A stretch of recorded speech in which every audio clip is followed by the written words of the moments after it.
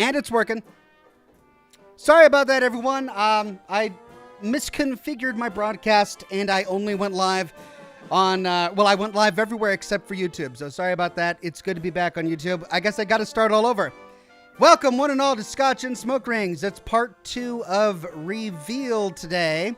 If you're watching the video on demand later, or if you've never been here before for the past decade or so, the way this show has worked is we've got a bit of an hour-long Q&A, and then we dive right into the game, and that's the plan today.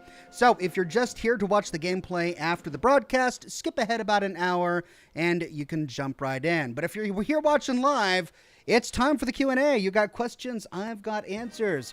Good to see everybody on Twitch today. AJ940, Shady F117, Obi-Wan Fighter, Stephen Gibbs, P the Lone Wanderer, Stephen Gibbs, I said your name twice, Marilla. It's good to see everyone on Kick, Speed Racer X5, Demos. And of course, it's wonderful to see all of the regulars and the members and the Patreon supporters. On YouTube today, Pickles the Junkyard Cat, Hellcat, Levartation, the Reverend Coyote, Greg Hinojos, Scotty P, Changed One, John DeGM Baradino, Levartation, and it's Mark from Sales.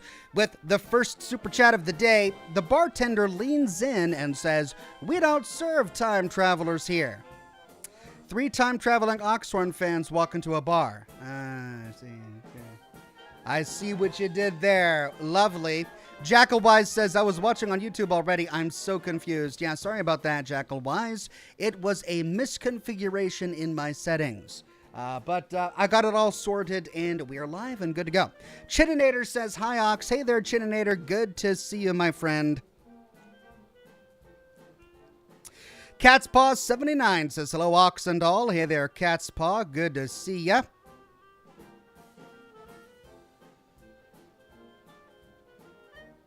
Singeferno says, if you're planning on doing a video on Vault 63, visit Slumber Mill Motel.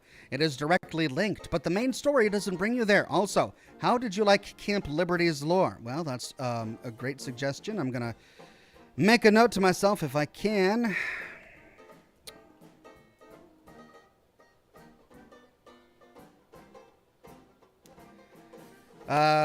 Slumber Mill Motel.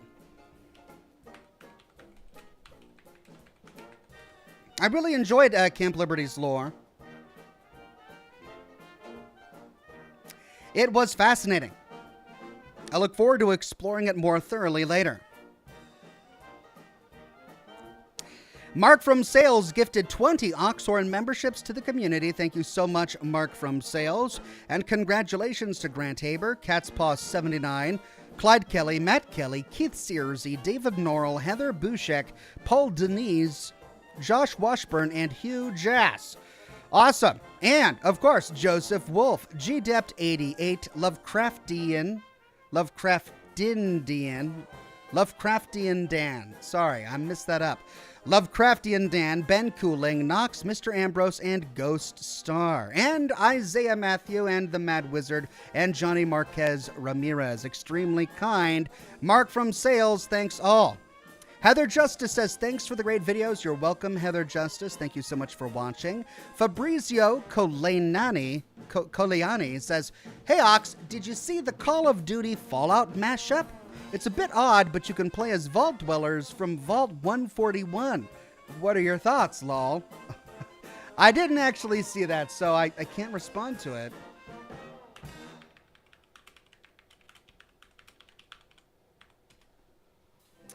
Interesting. Well, I don't have time to sit and watch it now, but I'll definitely watch it after the broadcast to see what it has to say. Very interesting. Thank you so much. Jackal Wise says, anyway, I spent 2 whole days cleaning out my window air conditioner, and now it works again. So happy I watch Ox in a cool room. Jackal Wise, I'm happy for you. I'm a little envious right now as I am sweating buckets, but it's so good that you've got some air conditioning working. Julian Z says, hi, Ox, so good to see you. Are you sure you weren't live? I saw the whole I'm not live on YouTube. Then it ended and I started back up. Right, it was a miscalibration on my settings. And it's all fixed now. Hope you're all enjoying something. Today I'm drinking some Glenfiddich Scotch. And as always, some Kraken rum and Coke.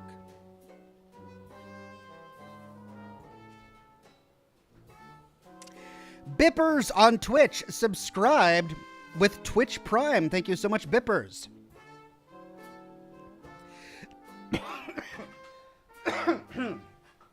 Pardon me. Lando Gaming says, what up? How it goes it, my dude? It goes very well. Good to see you, my friend. Timberjack says, if you send a clown to deliver roses to your partner, is that a romantic gesture? Instead of a gesture. Can't wait to see how the game ends. Thank you so much, Timberjack.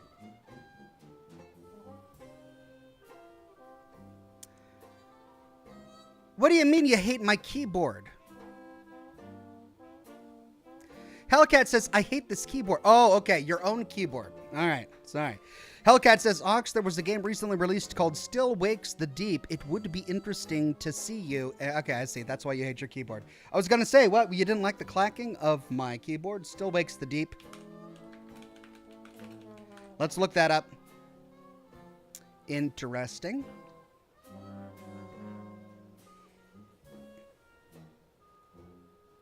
"1975, disaster strikes the Beria D oil rig off the coast of Scotland. Navigate the collapsing rig to save your crew from an otherworldly horror on the edge of all logic and reality." That sounds like it's right up my alley. That didn't sound right, did it? Sounds like it's in my wheelhouse. Is that better? I think that might be a little better. But yeah, that looks great. Alt Grendel says, hey, Oxhorn, there's a game coming out on July 9th. Might be a good Scotch and Smoke Rings candidate. It's called Once Human. All right. A multiplayer open world survival game? Not typically what I play for Scotch and Smoke Rings. Post-apocalyptic, unite with friends. I mean, I typically don't play multiplayer games during Scotch and Smoke Rings, but I'll definitely give it a look over. Thank you, Alt Grendel. Cat's Paw 79 says, we had some bad storms come through here late Father's Day, and we are without power for almost 3 days. Good to be back and watching you again. Thank you very much. Cat's Paw 79, so sorry to hear about the storms, but I'm glad you're back online.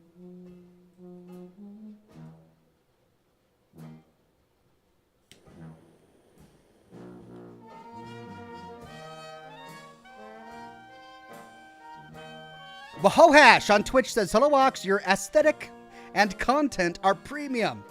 Carry on well, friend. Thank you. I'm glad to learn that I've got a premium aesthetic. It's what I've been going for all these years. Thank you, Hoohash. Feline Archer on Twitch says, ooh, late night stream. Thank you very much, Feline Archer. As always, on Thursday nights. The times on Thursdays might change from moment to moment in my life, but it has always been on Thursday night for the better part of a decade now.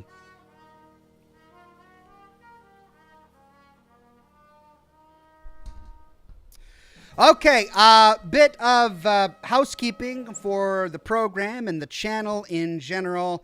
Had a great time playing Skylines Valley and Fallout 76. I am going to be canceling my other broadcasts for a while. Not forever. This is not permanent. But maybe for the summer, maybe longer. I haven't decided when I'm going to bring them back up yet. But I need to cancel my Monday and Wednesday broadcasts for a while. Again, not permanent. I do plan to come back to streaming. But for the moment, gotta cancel them. I will be doing Thursday's Scotch and Smoke Rings. This show on schedule as always. No plans to change this, so we're still going to see each other every single week. But for a while, I need to cancel my other broadcasts. Thanks, everybody, for understanding. Chininator says, I'm drinking chocolate milk tonight. What are you all drinking? Well, I'm not drinking chocolate milk. Looks like Heather is drinking Earl Grey tea. I am instead drinking a little bit of rum and Coke and some Scotch.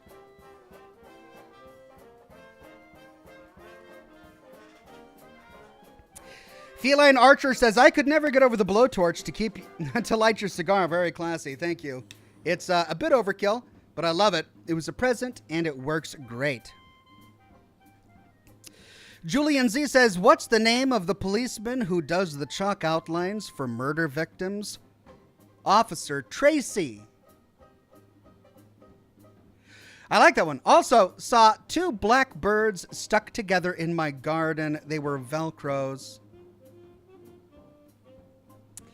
The first one was better. The second one, it was all right. But the first one, I like that one.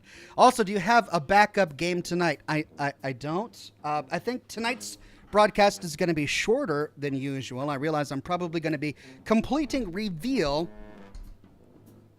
within the first hour, but that's what it's going to be tonight. So no backup game.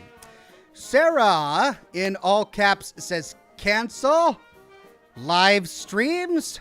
Sorry for the all caps, but it's appropriate. Well, Sarah, I know that many are going to be disappointed, and you've been coming to all of them, and I deeply appreciate it. But I want to emphasize that this is not permanent. It's not like canceling. It's postponing. It's putting a temporary pause on it for now. I can't give you an end date, but there is a temporary pause on them for now. Ranker 1138 says, have you ever considered Monkey Island, Sam and Max Hit the Road, or Day of the Tentacle? They are other great LucasArts point-and-clicks like Grim Fandango. I have had Monkey Island, and I believe even Sam and Max Hit the Road recommended in the past, but Day of the Tentacle? Oh, I'm worried about Googling this. I don't want to get some weird, creepy Japanese comic book. Day of the Tentacle?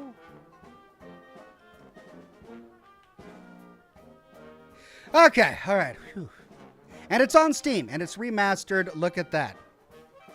Nothing too crazy. Interesting. Originally released by LucasArts in 1993 as a sequel to Ron Gilbert's groundbreaking Maniac Mansion, Day of the Tentacle is back in a remastered edition that features all new hand-drawn, high-resolution artwork with remastered audio, music, and sound effects. Very positive reviews.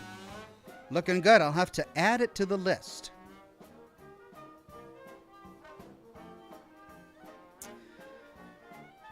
Blue Thunder says, Avatar Frontier of Pandora finally came to Steam. Ox, interested to buy that? I'm getting mine soon when I get my paycheck. Avatar Frontier of Pandora.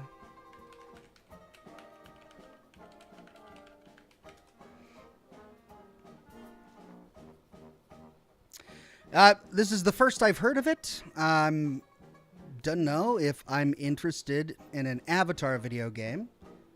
But it's already on the Epic Games Store. I'm glad to hear that it's coming to Steam. $70 game? Yikes.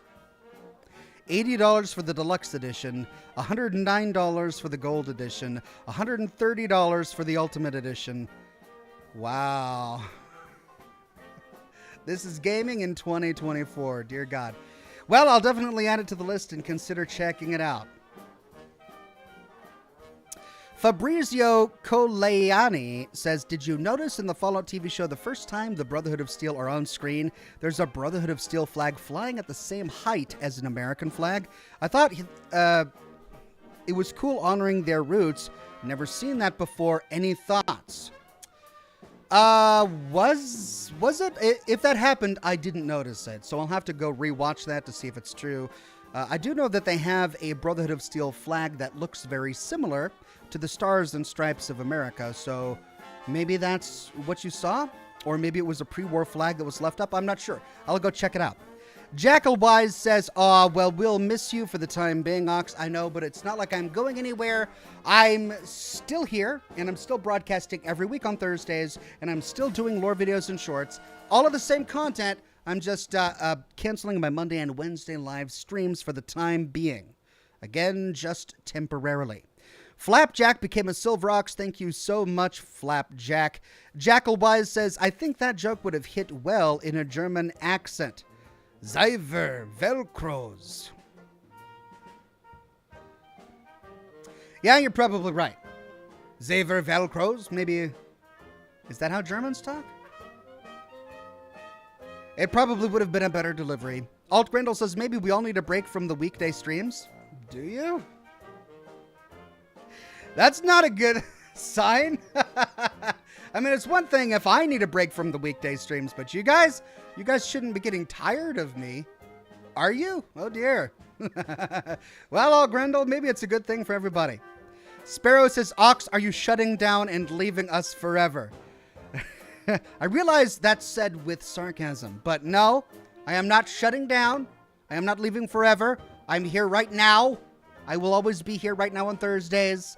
I'm still doing lore videos and shorts. I'm not leaving. I'm just canceling my Monday and Wednesday broadcasts for the moment. For the moment. Blue Thunder says, I'm aiming on $100. Better edition, better update. Okay. Wow, that is your prerogative. I can't imagine spending $100 on a video game, but to each their own.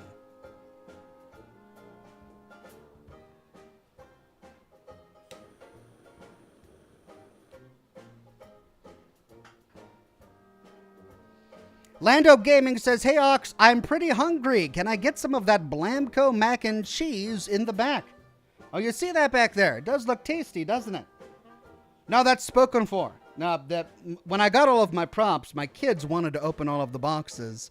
And so if anyone's going to be opening the boxes to raid the contents within, it's going to be them. But there's nothing in them. They are empty boxes. Bipper says, never could get tired. These streams are what get me through work. Well, Bippers, thank you for watching. I hope you'll be able to get work with my backlog of Fallout lore videos and lots of other live streams. I've been live streaming new games for 5 years now. So that's quite a backlog of games that I've played from beginning to completion. And if you're just new to my broadcasts, during this break, you can go back through my channel and watch all of them. I've got them organized into playlists and everything. So there's plenty of content to get through in the meantime. Sparrow says, glory to Ox. Okay, well, I always wanted to be a cult leader, so thank you. You are fulfilling a fantasy of mine.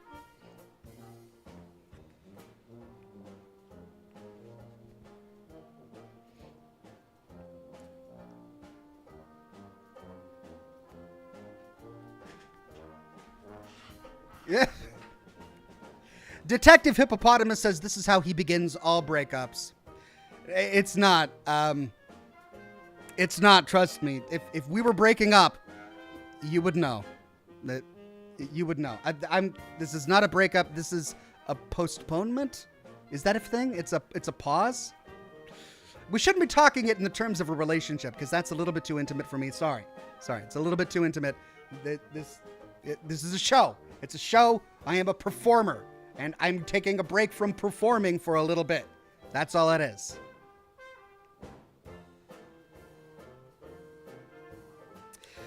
Bippers on Twitch says, oh, I've been here, just quiet. Just started Fallout 4. I love how in-depth you go. Thank you, Bippers. I appreciate it. I've got a lot more Fallout 4 content coming up.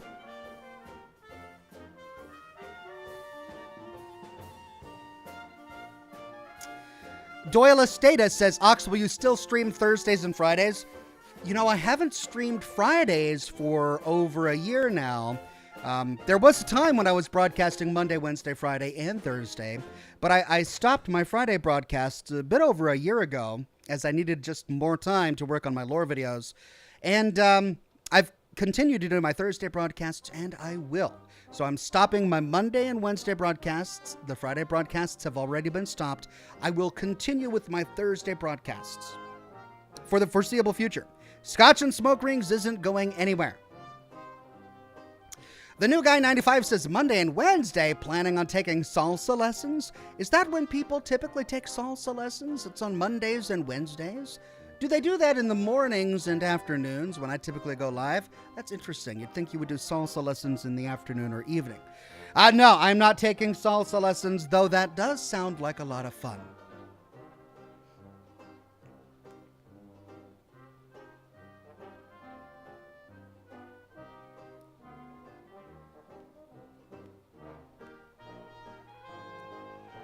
Laura, I'm so sorry, Laura. Says, Oxhorn, I'm a bored housewife whose schedule revolves around your shows. Whatever shall I do? Actually play games? Le gasp. Love you, buddy. Seriously, how long are we talking? Gotta plan the summer. Laura, I know you're being lighthearted there. I can't answer your question for you. I don't know when I'm going to come back. But I'm not going anywhere. Like, you guys are making me feel like I'm ditching you, and I'm not ditching you. I'm here right now. This is us here. I'm physically here. I'm talking, and I'm going to be here every Thursday night. Just like I've been here every Thursday night for over a decade, I will be here. I'm just ending my Monday and Wednesdays for now. I don't know how long that break is going to be, but I've got a lot of other recordings of playing games on YouTube. Surely you missed some of them, maybe? It's always, you can go back and rewatch them. Lots of lore videos. Maybe you've missed some of. There's a lot of content that I've done. Might be worth revisiting. But thank you, and I'm glad you've shown up to all of those broadcasts, Laura. KT says, I think a break is healthy because you can't let yourself get too bogged down. I actually got Wasteland 3 because I've been watching your old streams. Low-key kind of bummed tonight will be short, though.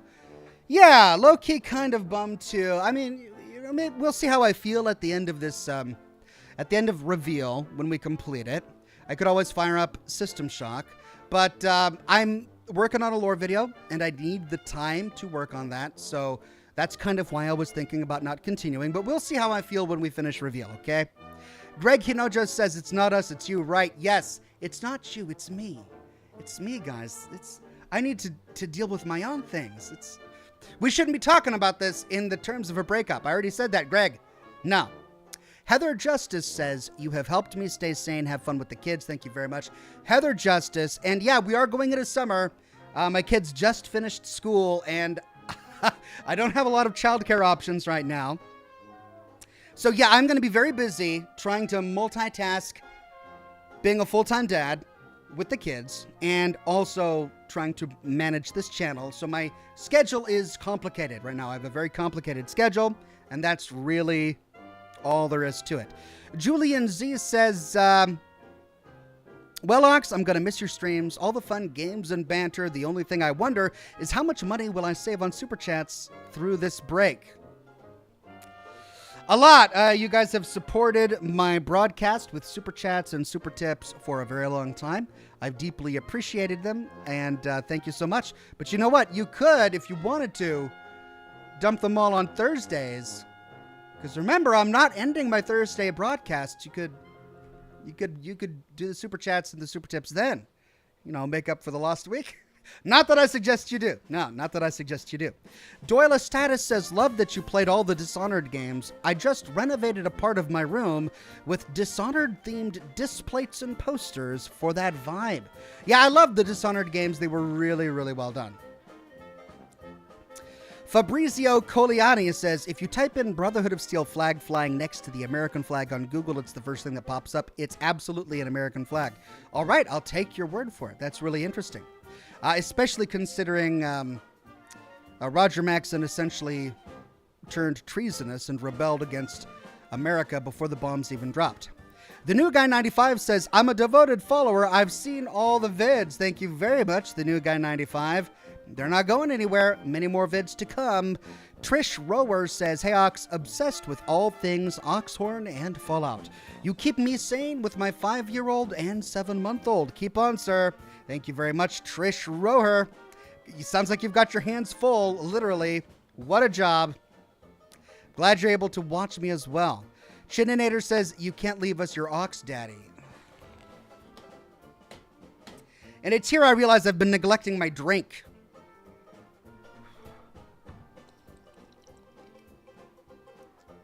I'm not. No. That series of words should not be strung together. You know better, Chininator.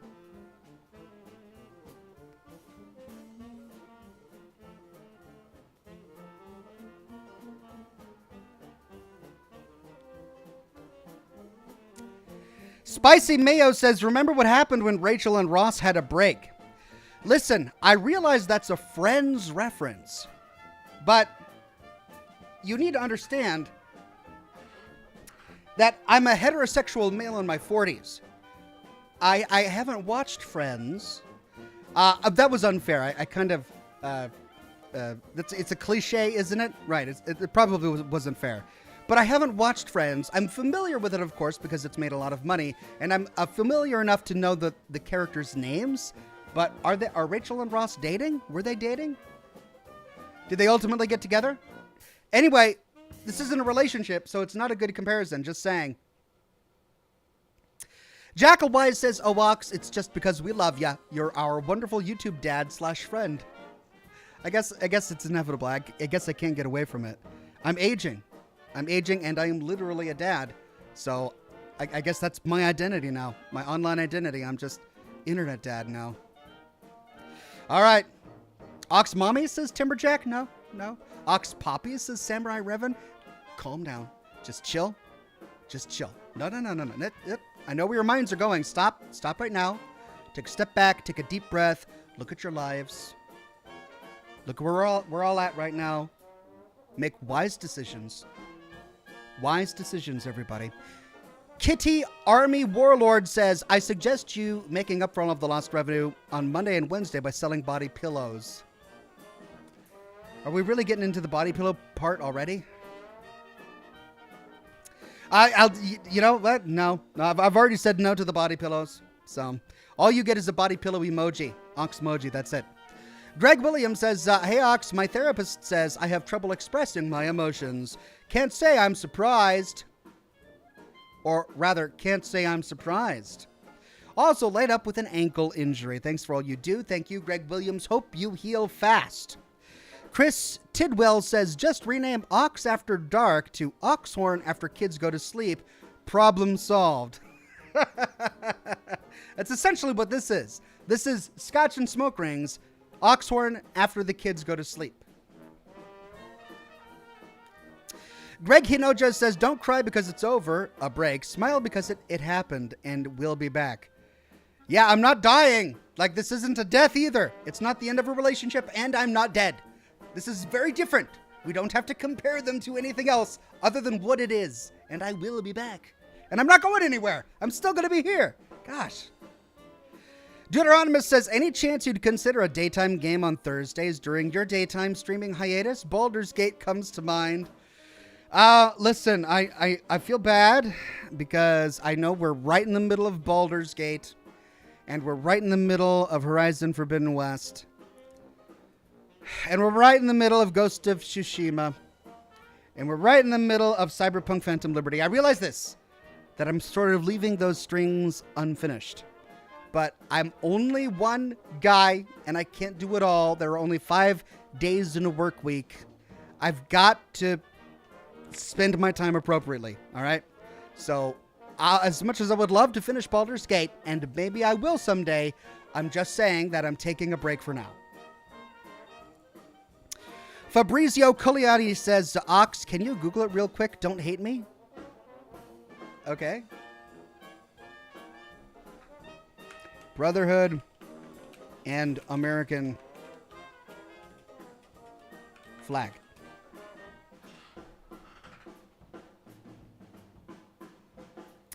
Yeah, they are flying side by side on the military base. Again, it's surprising because Roger Maxson essentially became a traitor and seceded from the Union, so why he would be flying an American flag at the same height as the Brotherhood flag is really confusing. Alt Grendel says, "Who's going to tell Tony J?" Is Tony not here? Well, I guess I'll put it on Twitter too, I guess. I'll put it on Twitter too for Tony. Greg says, "For the record, I'm just giving you a hard time." Yes, I know it. I know you are just giving me a hard time. That's why I love it. Love it so much.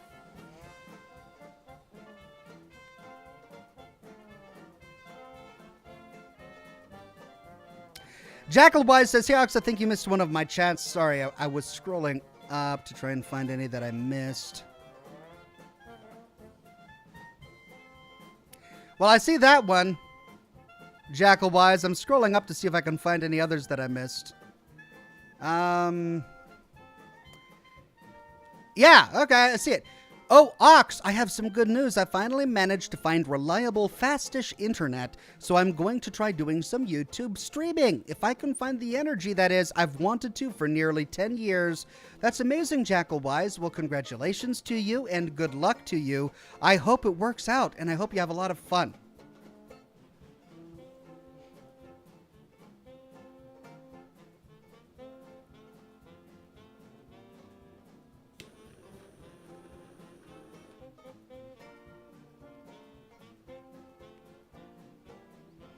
Wade Speakerman says, Ox, we're just busting your balls.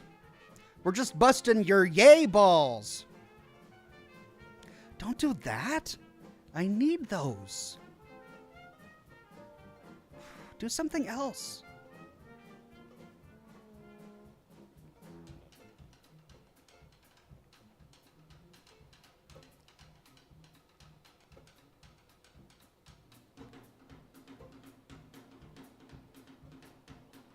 Garrick says, Ox, please cover the new Fallout 4 lore. Well, I don't know what you mean, because I did cover already the new Creation Club content that was released in the 4K upscale, no, what is it, a next generation version that they released. Yeah, I covered all of the new content already, and they're live on my channel right now as lore videos. So check that out. And I've essentially done everything else in the entire game.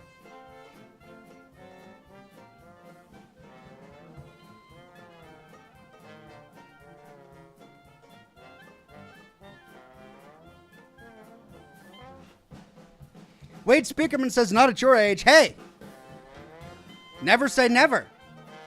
Just saying.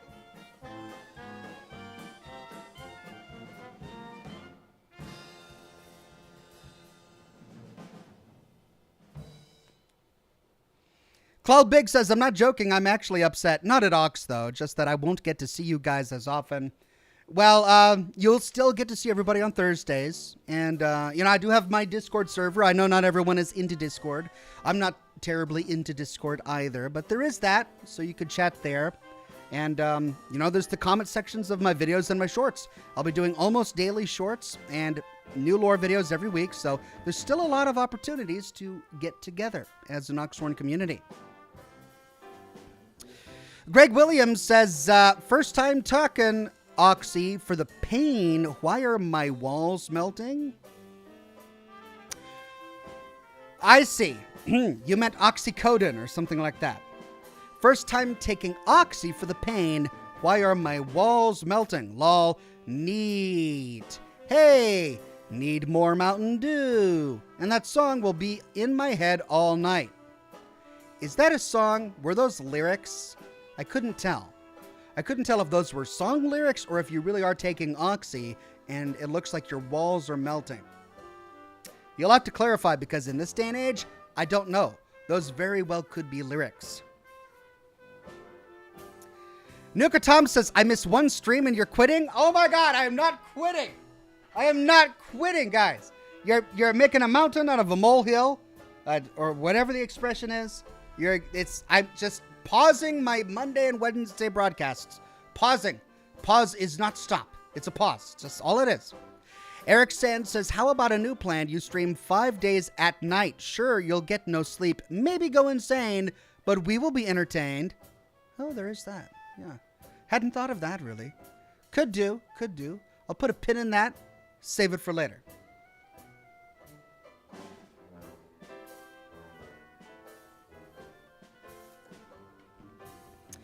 IMG Snap says, Oxhorn, what year did you go to Greenbrier? That was the first time I watched you and discovered your channel and became a devoted viewer. It was 2019, 2018 or 2019, something like that. So it's been over 5 years. I forget which year exactly.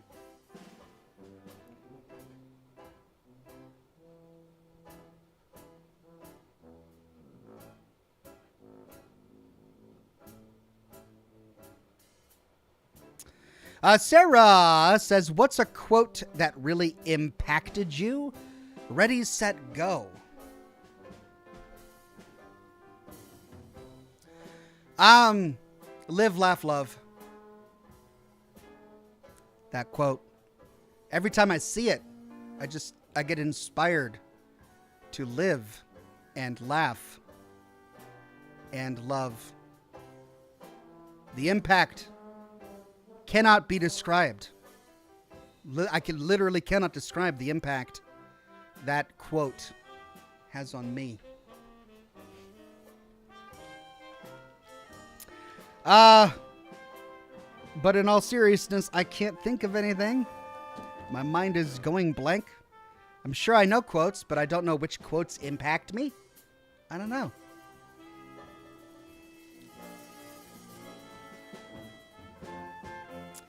I guess the Churchill quote, where he was responding to a heckler in the gallery, and they called him a drunk. It was some woman who called him a drunk. And he says, yes, I may be a drunk, but tomorrow I'll be sober and you'll still be ugly, or something like that. I totally messed it up. He said, yes, I'm a drunk, but you're ugly, and tomorrow I'll be sober. That quote impacted me. I think about it often. Automatic Beats says, will there be a chance for a random Ox After Dark streams? Thanks for the years of amazing content. There's always a chance. There's always a chance. What are the odds of that chance? Minimal, because I don't really have the time to do those kind of things anymore. But there's always a chance. Cloud Big says, so how did you expect this announcement to go? Well, that's why I went through it quickly at the beginning of the broadcast and then moved on to other things to try and gloss over it. I figured you guys would just go, oh, okay. And then we would go back to telling dad jokes and taking shots and smoking cigars. That's what I expected. Was I wrong? Greg says, you're an online entertainer, huh? Just play the role of someone who has infinite energy and time in the day. Yeah, I could do that. I could probably, I've been playing that role for a while. But, every now and then someone's got to hang up the role. You can only play on Broadway the same character for so long before you got to move on to something else. But again, that's not a good analogy either, because I'm not moving on to something else. I'm just pausing. I'm pausing. It's a pause, not a stop. Greg Williams says, really taking Oxycontin prescription stuff, and your song, Oh, When the Saints Come Marching In, will be in my head all night long in the background. Gotcha. Well, thankfully, I'm playing other music, and we're about to start a game, so hopefully by the end of the broadcast, it'll be out of your head.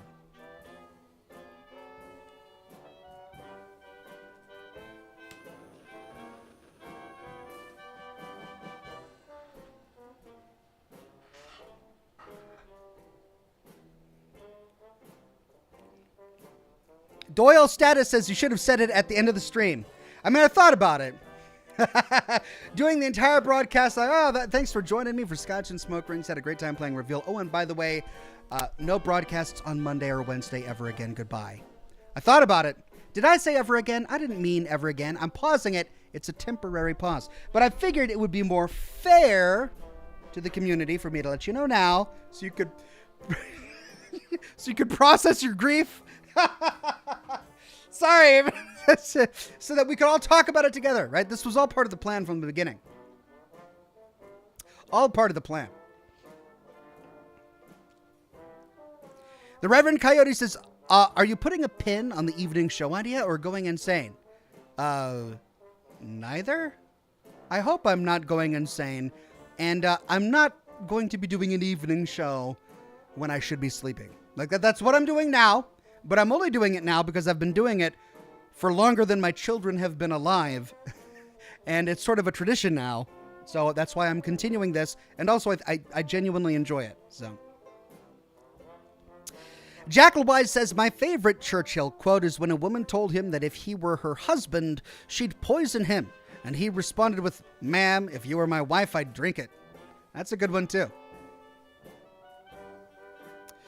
Greg Hinoja says, so, trying to break out of your typecast? What? Am I typecast? This isn't Hollywood. What am I typecast as? I promise you, there's no deeper reason for pausing the broadcast. I don't understand. Like, I'm not doing it for my career. This isn't a career move. I'm not breaking into TV commercials or anything like that. Levartation says, Ox, this is no longer a drinking game. Now it's sad drinking because of your news. Joking, you gotta do what you gotta do. Enjoy your time with the family. Thank you very much, Levartation. But again, you'll be able to see me every Thursday night, same Ox time, same Ox channel. Jeff Day says, the quote that impacted me the most is Ox taking a break from us. Seriously, though, thanks for everything you do, Ox. You're welcome, Jeff Day. I'm not taking a break from you guys. I love all of you, right? We're all part of the same crew. The crew's tight. The crew's got to stick together. We tight. Aight? But I'm just, it takes time. And I'm just taking a break. It's not you. I'm pausing my Monday and Wednesdays for no explained reason. That's all it is. Urarara says, bacon and eggs walked into a restaurant. The manager says, sorry, we don't serve breakfast here. Just some casual food racism for you. Hi, Ox. Right, but are eggs and bacon races? I mean, they're species. Eggs are, they're part of the chicken species. And bacon is very different as well. Is that racist? I don't know if it's racist. But I see your point. Steel 101 says, I'm still laughing at the madness from yesterday. Your rage, the health glitch, and the bad guy constantly saying, traitorous bastard, every 5 seconds. And the chat, half the chat couldn't see reality. Couldn't see the obvious in front of them. Couldn't see the glitch as it was glitching. I feel like I was being gaslit by half of the chat yesterday. It was just crazy. Sparrow says, I just keep waiting for the April Fools. Right, because let me look at the calendar. Oh, we are in April, aren't we? No, on April Fools, I'll start broadcasting on Monday and say, hey, I'm back. April Fools. I'm kidding. I don't know when I'm coming back, but it will happen. Alt Grendel says, dad joke for you. I always knock on the refrigerator door. It's just in case there's salad dressing. Well, that's very polite of you, Alt Grendel. Very decent. Heather Justice says, by believing, one sees.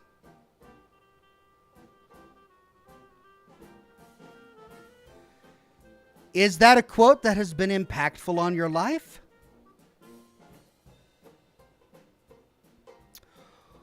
Or what? I don't know. Sarah says, live, laugh, love. No, I'm glad you're quitting. Well, I deserve that.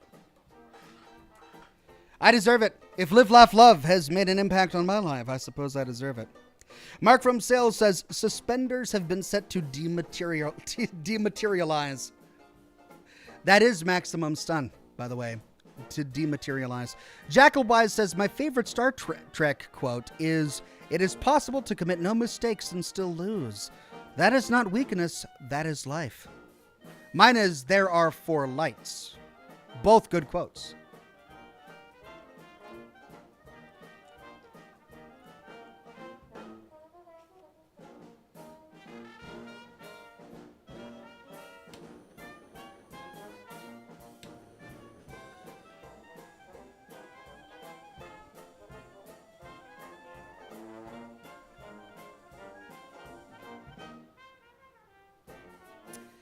Spicy Mayo says, do you have a mod list that you use for Fallout 4?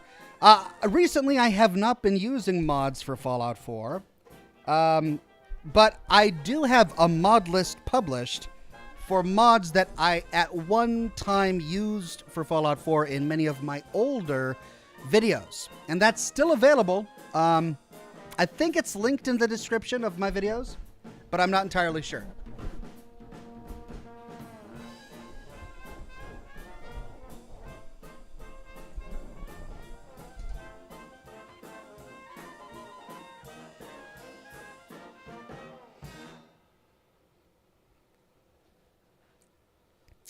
Sarah says, can we at least get chowder shorts to ease our ox depression?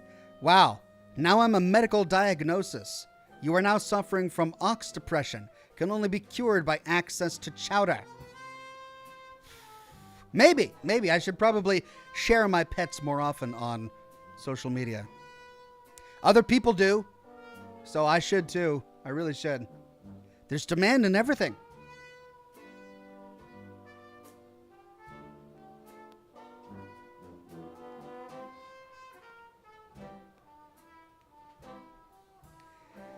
Lando Gaming says, I've been having really dry skin lately, so I looked up on Google what the number one cause of dry skin was. It said towels.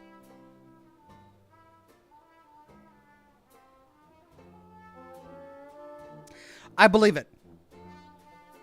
Keith Michael says, what kind of shoes do kidnappers prefer? White Vans. Especially if they're down by the river, right?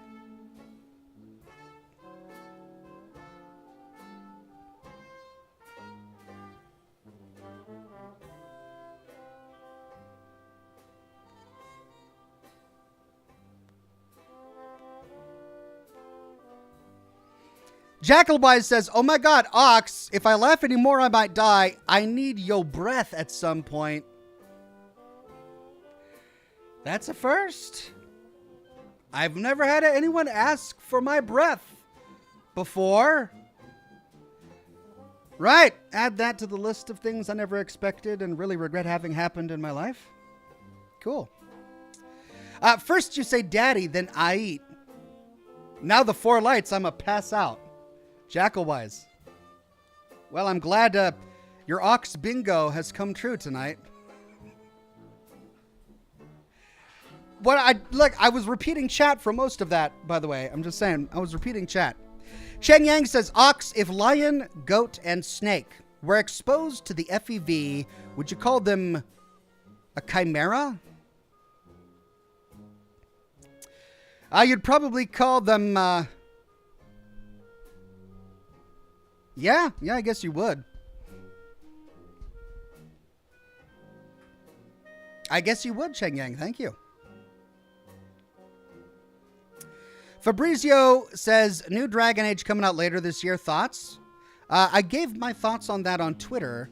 In short, the combat looked really fun, but I was a little disappointed by the cartoony art. Deuteronomus says, to breathe. It was a typo. Oh. I need to breathe at some point. Well, listen. I can see that now. Jackalwise misspelled to as yo. So instead of saying, I need to breathe at some point, Jackalwise said, I need your breath. Your breath. Your breath, blood. At some point. You can see the confusion. That's what he wrote. I need your breath. So I was just, but I get it now. To breathe, says Jackalwise. Oh my God, I hate my keyboard. All right, you don't want my breath. That's good. Because I was internally thinking, well, I mean, if there's enough demand, I have a shop. I can get mason jars, you know.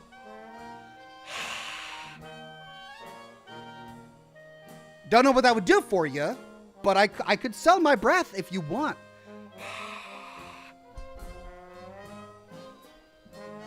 I'm sure it's not a hazardous material, right? Jackalwise, thank you very much. I'm glad that we got through that together. Chris Bryant says, I hope the pause TM is a good break. The nonstop streaming must get eggs oxting. I see what you did there. Eggs oxting. Also X-Ox. It's an X-Ox kind of thing. Yeah, thank you, Chris Bryant. It can, but don't worry, it's just a pause TM.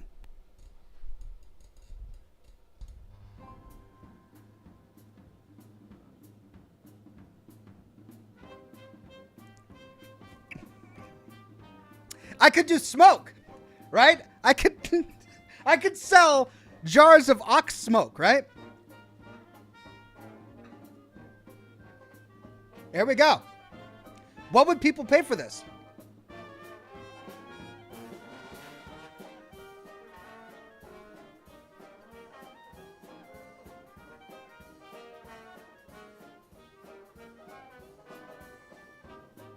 Right? What would that be worth to you? $1? Would you buy ox breath in a jar for $1? You're giving me great monetization ideas. This is merchandising genius right here. I should really be talking to my guys about this.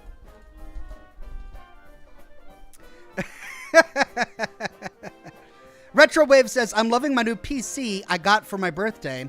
I can finally play in 4K with most games. It took some ingenuity to put it in my truck, though. So many tie downs. Well, I'm happy for you. I know what it's like to get a brand new PC and everything just works. It just works. I can't tell you how frustrating it is to think you know what you're doing and that nothing you do works. So, congratulations. I hope you really enjoy 4K gaming.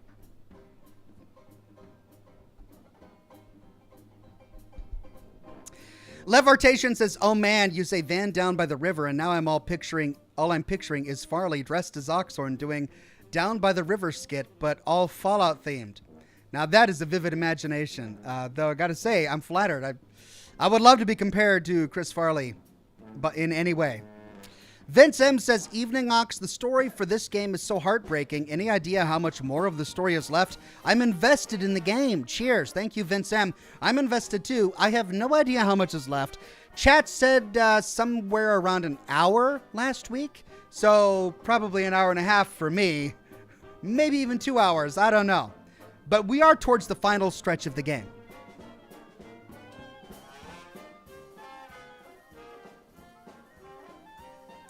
Greg Hinojo says, sell smoke ships in a jar.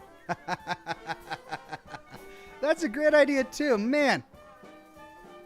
If I were less ethical, I would do that. People bought pet rocks, remember? People literally bought pet rocks. I could sell smoke ships in a jar. I could do it. Vince M says, the sad thing is if you actually bottled your breath and sold it, people would buy it. Maybe make an Oxhorn incense or candle. Listen, I don't smell anything special. I smell like sandalwood. But you can get sandalwood anywhere. You can get sandalwood candles, sandalwood cologne, sandalwood incense. It's not a unique smell, so. Nuka Tom says, we've been saying it for years, man. Oxhorn body pillow. Make the jarred smoke part of the Oxhorn Collector's Edition.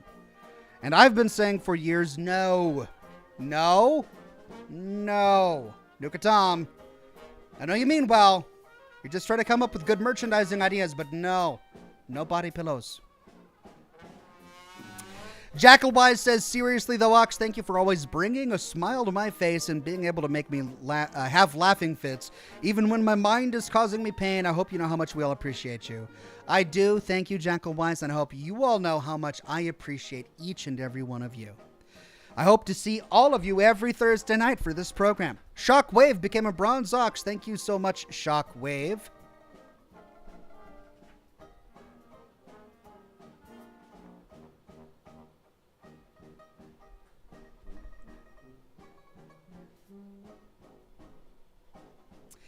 Lando Gaming on Twitch says, everybody talking about their new PC. I'm just glad to get the main menu of Fallout 4 without my house burning down from the heat of my 15-year-old CPU.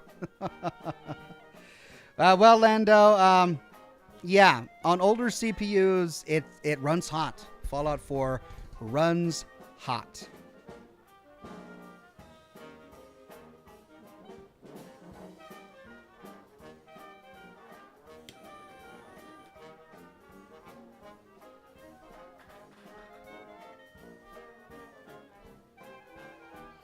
Heather Justice says, Scotch and smoke scented candles. Yeah, I could do that.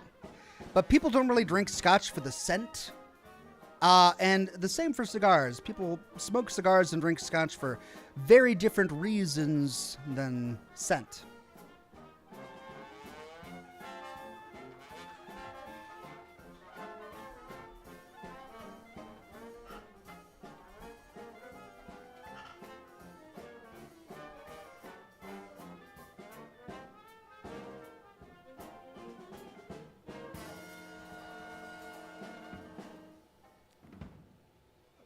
Doyle Status says this fall, Until Dawn. Please play it Thursdays. I remember this.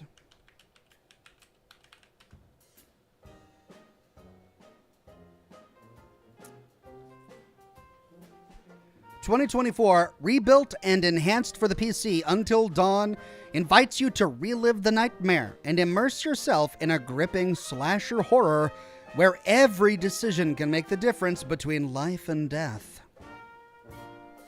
I mean, it looks good. Looks like the kind of game I'd love to play on Thursday nights.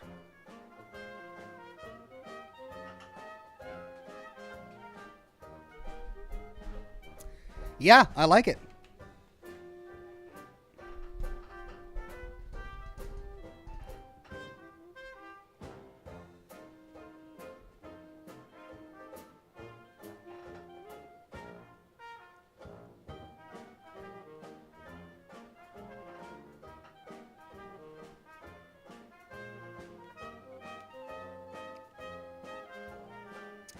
Kristen Severs says, "I'm really glad I caught you live for once. I love playing Fallout, and you helped me tremendously. Thank you. I love watching your live playthroughs." Thank you very much, Kristen Severs. I thoroughly enjoy my live playthroughs as well. Hope you enjoy the lore videos too.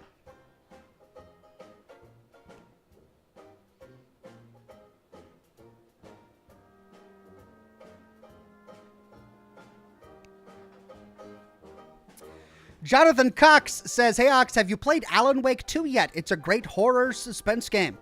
I have, and not only that, I've played Alan Wake 1 and Alan Wake's American Nightmare as well, to their completion, all three of those. So check out the playlists neatly organized on my channel.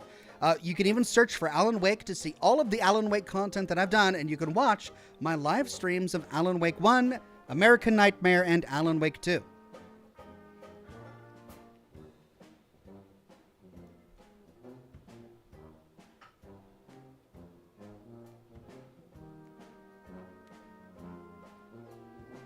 Keith Michael says, "What do you call someone who gets sad every time they cut their grass?" Emo.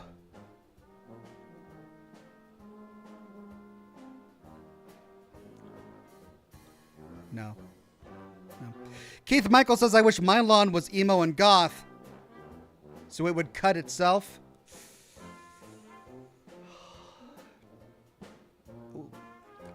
Bit tasteless there.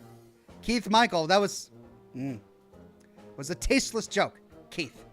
Tasteless.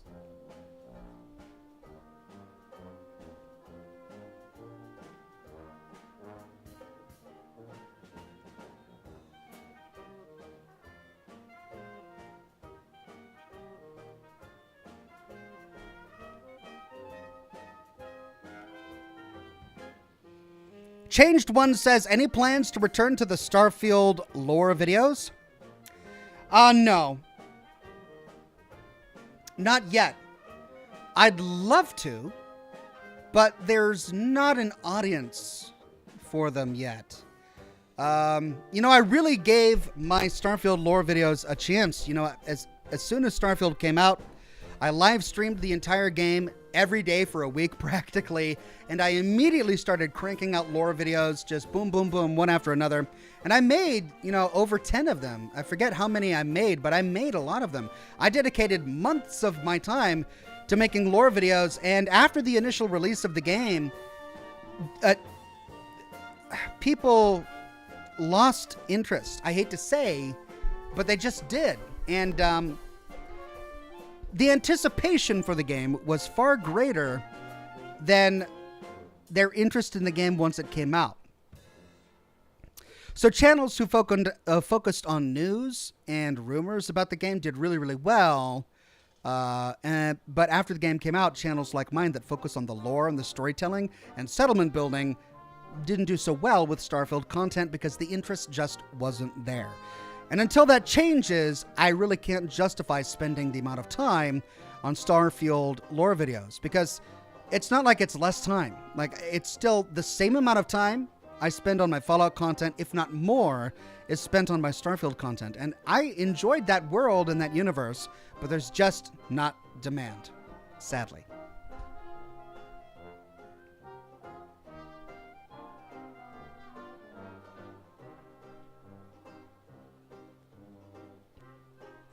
Jeff Day says, Ox, did you get a new mic cover? I did.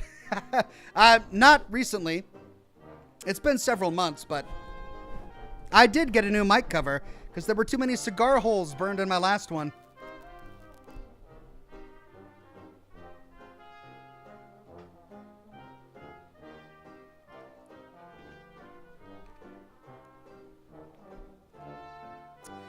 Corey Dorton says, Starfield will not age well. It'll die out and be forgotten. Maybe. I'm bummed because I can see and appreciate the good of the game. It's not as bad. But then again, I focus on the story. And so I'll only talk about the story for now. The story is not that bad. I don't like New Game Plus. There are aspects of the story that are not compelling. But there are so many aspects of the story that are compelling. And I enjoyed exploring that universe. But, so I'm sad that there isn't as much demand for the lore of that world as one would hope. That said, I'm not playing it for a reason, right? I even reinstalled it and logged in, loaded up my old game saves over last weekend, because I got the itch to do some colony building. I really wanted to make a colony. It sounded fun building a colony and setting up trade routes and all of that.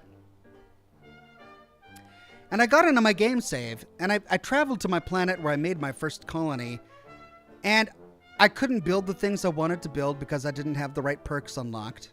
I couldn't build the things I wanted to build because I didn't have the resources, which means that I would have had to have gone and grind for the resources. Even when I had miners on planets that were mining for the resources that I wanted, I couldn't get those resources to the right planets that had the right manufacturers without spending hours of time setting up insanely complicated logistic lines just to get the materials necessary to fabricate one girder or whatever it was called.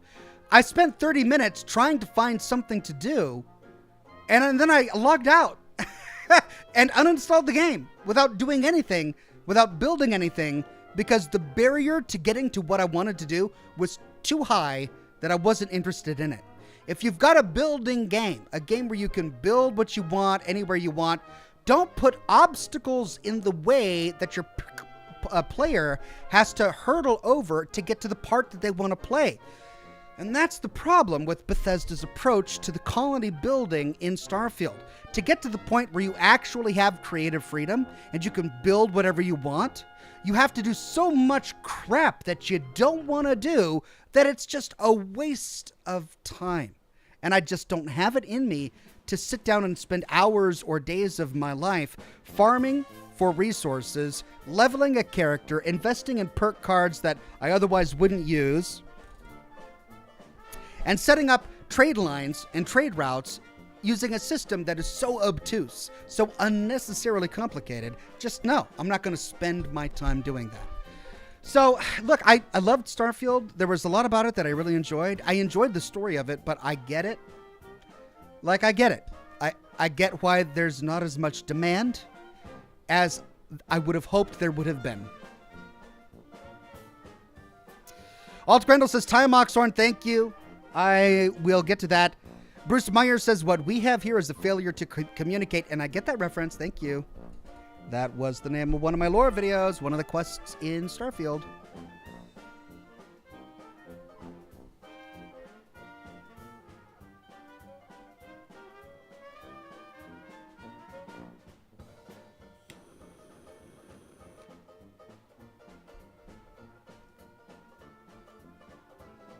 Claude Rain says, how many hours do you have in that factory game you did on your own? Satisfactory? I don't even know, but I've got, dozens and dozens of hours in it because it lets you build what you want from the beginning. It rewards you for continuing to play. You start Satisfactory with a list of things that you can do, and you're immediately thrown into the building aspect of the game. You immediately get to set up conveyor belts and optimize your build and create new items for the space elevator. And then once you finish that, you unlock new things which help you improve the things that you've already built and unlock new things that improve what you've already built. Like, you can build what you want. You don't get access to absolutely everything at the beginning of the game. You unlock that over time, but you can still build what you want from the very beginning of the game. And that's great. That's why I enjoyed that game. And it was the same with Valheim. With Valheim, there are many different tiers of things that you can unlock as you continue to build the game. But if I wanted to, from the very beginning, I could carve out a niche for myself on a mountainside, and I could use stone and logs to build myself a fortress. The biggest sort of fortress I wanted. I could build farms that I wanted wherever I wanted to. Yes, as I continue to play the game, I unlock tar shingles, and I unlock different kinds of materials that I can use to build, and I can make more magnificent builds, but I'm not punished at the beginning, right? In Starfield, I wanted to build. I just wanted to build a colony, but I couldn't build what I wanted to without doing X, Y, Z first. And then X, Y, Z required doing A, B, and C. And then A, B, and C required doing J, F, and K or whatever. And I'm just like, I find myself doing things that I don't want to do to earn and unlock the freedom to do what I really want to do. And if that's the core foundation for your gameplay, I'm not going to do it. It's not fun. I don't want to. Nuka Tom says, tonight on Scotch and Smoke Rings, last time our bowler-bearing hero turned handsomely hatted hostage via our new unnamed secondary character's search for answers.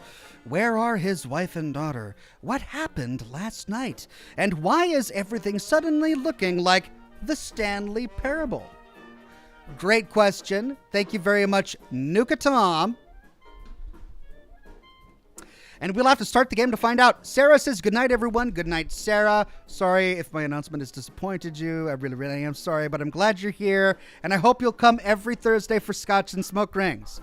All right. It's time for the game. We left off in a really awkward place last week.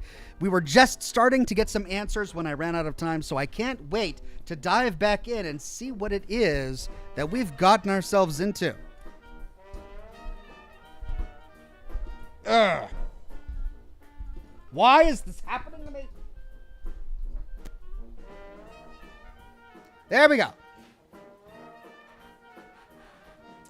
Fabrizio says, Ox, you missed Chuckwin and mine super chat. Sorry about that. Chuckwin says, I ordered my Oxhorn body pillow quite some time ago and have not heard a word since. Would you have any info on that? No, because if you did order an Oxhorn body pillow, it wasn't from me because I don't have any for sale. Somebody is probably selling them in China or something, and they're not officially licensed by me, so sadly I can't provide support. Chuckwin, I don't know why you bought one. I am concerned, but I also am sorry that you wasted your money. Fabrizio says, Fallout 4 and New Vegas did a great job exploring the factions in a morally gray area. Each faction had nuance and didn't operate with a cartoonishly good or evil manner. Do you think they should explore that in Fallout 5 with a joinable enclave? At this point, yeah. If you had asked me that before the Fallout show came out, I would have said, listen, the enclave has been defeated. It needs to be a thing of the past. But the Fallout show presented the Enclave in a very different light, and it was interesting enough that I'd love to see them explore the Enclave a little bit more. We already know from the events of Fallout New Vegas that not all members of the Enclave were bad. It wasn't a cartoonishly evil organization, unlike it was presented in Fallout 2. In Fallout 2, it was pretty cartoonishly evil. In Fallout 3, it had a little bit more gray area there, but it was still pretty cartoonishly evil. I mean, Eden did have some interesting arguments, but they ultimately culminated in wanting to poison water with FEV, which is a cartoonishly evil thing to do, no matter how many times you try to argue that it's really for the good of humanity. But in Fallout New Vegas, when you got to find the Enclave remnants, they were all real people with real lives that they lived after the end of the Enclave, and you got to see their humanity. That's what we lacked in Fallout 2 and Fallout 3 with the Enclave, is we really didn't see any of their humanity. Colonel Autumn was just evil, and he just hated people, and he wanted to kill anyone in his way. He was a little bit cartoonishly evil. But in Fallout New Vegas, they gave all of the ex-former Enclave members their humanity back, and that's what made them interesting. With the Fallout TV show, Will Zig has humanity, right? He loves dogs. He has a soft spot for dogs. He cheats on the little exam. While all the other Enclave guys are incinerating dogs that aren't heavy enough, he cheats on the exam so that he can save CX-404 for no other reason than that he just has a soft spot for this little puppy. And then he talks about wanting to save the world by helping out Moldaver. He's an interesting character. They explored his humanity. So, yeah, in Fallout 5, at this point, I'd love to see the Enclave explored a little bit more. Wyoming Homesteader says Starfield Perks was designed for a new game plus. So, well, again, I'm not going to play a game again to unlock a feature that I should be able to use in the game. You can't force me to play your game twice just so that I can play the feature I wanted to play the game to begin with first, right? I don't like it when they use New Game Plus to unlock a part of the story. I don't like it when they use New Game Plus to unlock an entire game mechanic.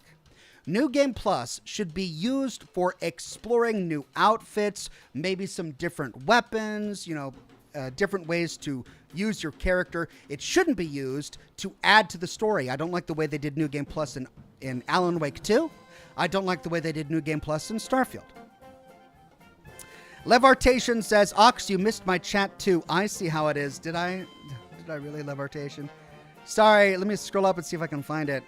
There we go. Levartation says, I really hope Shattered Space changes things. I hope so too. And I'm interested in the story of Shattered Space because we finally get to explore more of House Va'ruun. Again, something that should have been included in the base game. Maybe it's not fair for me to say that, but the game world has 3 different factions, and the entire storytelling of the Starfield universe revolves around all 3 of those factions, but we only get to explore 2 of them in the game. House Va'ruun is really important. It's one of the 3 main branches of humanity that came from Earth, and we don't know anything about them. We get a little bit about them during the Vanguard questline, where we get to go into the House of Va'ruun embassy, and then, of course, there's Alejandra, whatever her name was, as a companion. But aside from that, there's so little House Va'ruun lore that isn't shown to us. We get a few little snippets and holotapes and movies, and that's it. So I'm glad we're getting it, but I don't think it should have been part of a DLC. I think it should have been included in the main game. Man of Warp says, went to Wilson Automatoy's corporate headquarters to do Arlen Glass's quest. A legendary super mutant enforcer dropped the ultimate jackpot, the explosive minigun. Might call it Nora. That's very nice. An explosive minigun, it's hard to beat that. Right, I've been trying to step away to get back into the game. Let's fire that up, okay? I'm going to fire it up and move the chat over here and then turn off the lights.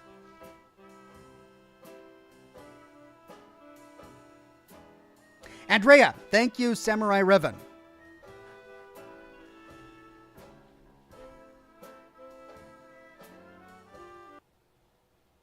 Remember this? I want you to remember this. Hold on, I think I've got a game trailer playing in the background here. Yeah, that's Until Dawn.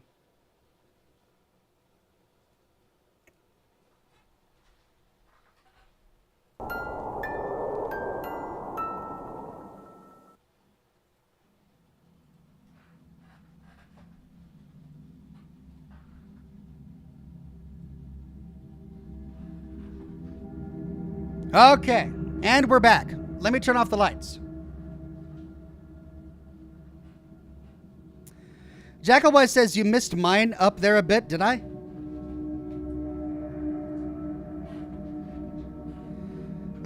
How am I missing so many? Is it because I'm going off on rants?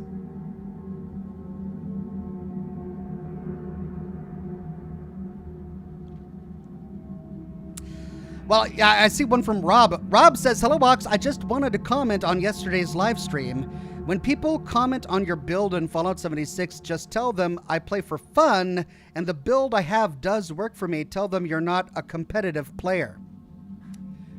I mean, yeah, I'm not a competitive player, but even in Fallout 76, there's very little competition. They're not competing with each other. I do play it for fun. It's true on one hand, and it's missing the point on the other hand. On one hand, it's true that I haven't maintained my build. I don't have any of the legendary perk cards. You know, I've got 17 different levels where I need to open more perk cards. I've neglected my build. That's true. But the point is that a rifleman build should be viable in any stage of the game if it's included as a possible build in the game. That's the point. If the game says you can have unarmed combat, you can have melee combat, you can be a rifleman, you can be a revolver guy, but really the only way to truly beat the game is to have a minigun or a Gatling laser or a plasma caster or a flamer. That's really the only viable weapons that you can spec in the game. Everything else, you're playing the game wrong. I'm sorry, but if that's the conclusion, then the game is wrong. If you're going to give me a bunch of options, all of those options should be viable in the end game. And if they're not, then the game is wrong. That's the point. Jackalwise says, I'm honestly so happy that such a funny conversation came from my typing blunder. That made my year. Okay, I've got to stop spending money. Love you, Ox. Thank you, Jackalwise. Sorry you had to spend money again for me to notice that. Doyle Status says, this fall Unto Dawn game, please play it Thursdays. Thank you very much, Doyle Status. I will consider it. Nuka Tom says, honestly, I can see a good Enclave plot for Fallout 5 being the capital L loyal remnants hunting down, capturing, and indoctrinating the descendants of other less loyal remnants who wandered. I mean, that's a great idea. It'll be interesting to see which direction they go.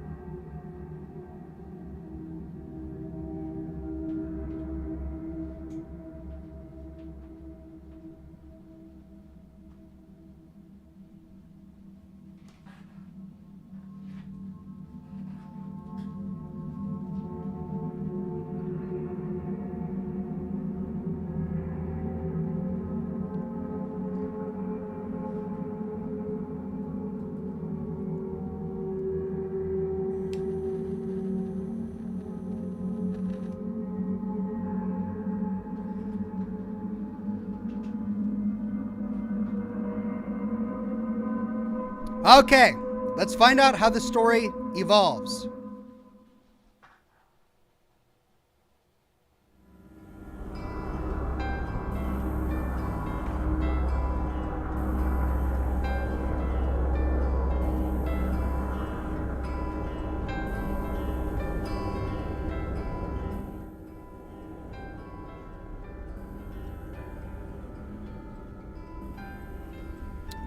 Okay, the music is really loud. I had to turn the volume down on that.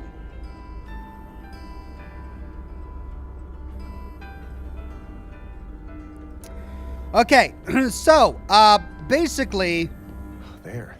That has to be an exit.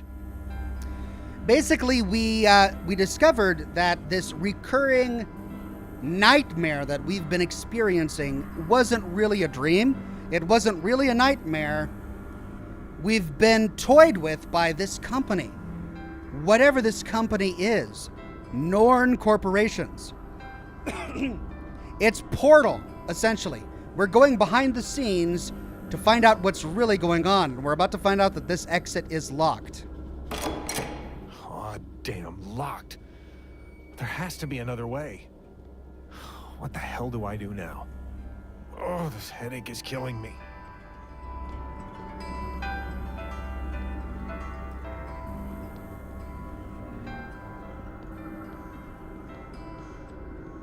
An office. How many people work here? And where are they? There are other exits. How do I get there? We've got 3 exits. We just tried exit number 1, and that was a failure. We've got exit number 3 up here and exit number 2 down here. But along the way, we've got the armory, the Verd planning room, the Skuld monitoring room, whatever those are, and the Erd office. Let's explore.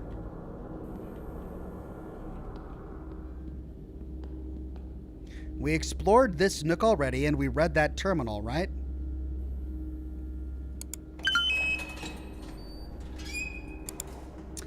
Oh, I see. We had to unlock the Erd department. That was in door controls. This is in mail.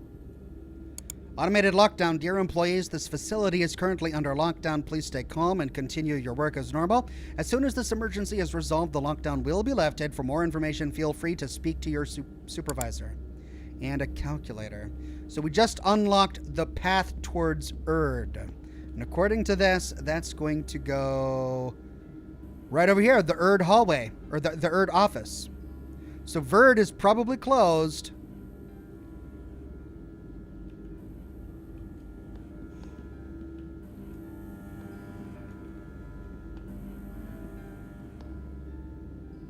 Wait a minute.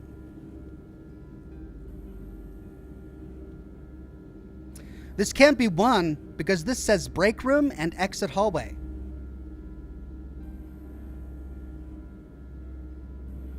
Are we here at 2? No, you are here. We're there. Oh, I see. This is the door that leads to door number 1. We need to unlock this door, which is going to take us down an exit hallway and past the break room. But we can't open it yet because it's locked. Tosca says, hey Ox, were you able to look up? I have no mouth and cannot scream. If so, thoughts. If not, that's okay too. I get you have a lot of requests, lol. I do remember your request from last week. I haven't looked it up yet, but I'll have to make a note to myself to look it up. Okay, there's the Verd room. Oh God, I think he's dead. And there's the Erd room. Who was he?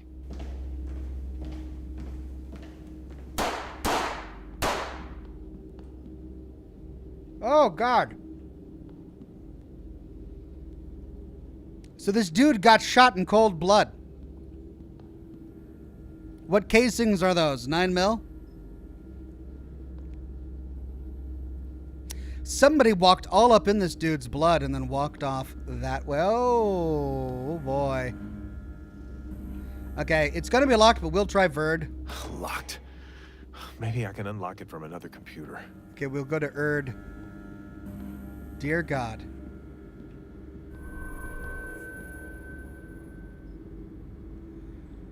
What happened here? I bet you that he did this and he forgot it.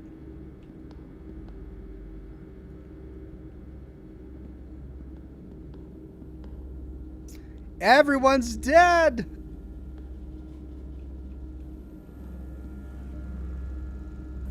What were they doing here? New subject for House 12. A. Christian Cassie, age 32, Lake Park, Bar 67, Harrow Field. B. Mary Ann Tracia, age 27, Penrose Street. All right, so these are for different subjects, people other than me. So they're creating stories like this for many different people, experimenting on them, giving them false memories and false realities. Why? And is our wife and daughter really dead?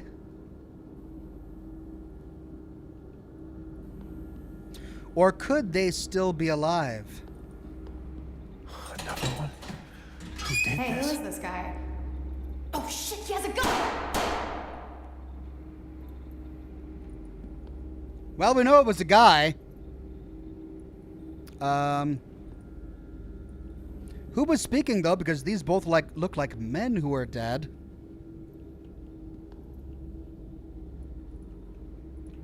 And why is it that he's having flashbacks? Is it because he's the one who did it and he doesn't remember? A scouting report. Scouting for what? Or whom? Wait. Subject 7 was also on the screen in front of my house, but it says Liam Kennelly. That's not my name. What the fuck is going on here? The Raging Trogan says, "Hey Ox, I've been rewatching your playthrough of Mass Effect 2 Legendary Edition since I'm playing it again. You and chat were having so much fun. It was a great game. We had a blast." Okay, scouting report Liam Kennelly. Subject 07.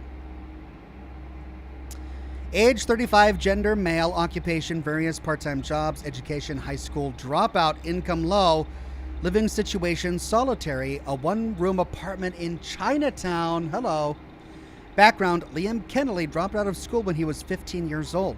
An abusive relationship with his parents forced him to sever connections early. He joined the army very early, but records show him leaving after a few months, citing a dependency discharge. He returned home to care for his dying father, who passed away 3 years later. Since then, he moved again and has been able to find stable work. He's holding himself afloat with various small jobs. Assessment: social connections. Subject has no known family or friends. He leads a solitary lifestyle with minimal social interactions. Emotional attachments. Subject has no known emotional attachments. Physical ability. Subject has no known physical limitations. Motivation. Subject has a history of financial struggles and debts, suggesting a lack of motivation and drive. Conclusion: based on the information gathered, Liam Kennelly appears to be an ideal candidate for the memory replacement experiment. The subject's uneventful life reduces the risk of memory remnants. His history of financial struggles and lack of motivation suggests a beneficial state of mind for the procedure. The subject's cognitive function and physical ability are sufficient to undergo the procedure. So, oh no, none of it's true. His wife doesn't exist. His daughter doesn't exist. He didn't kill them, they never existed. Who else are they doing this to? Scouting report Elissa Baker.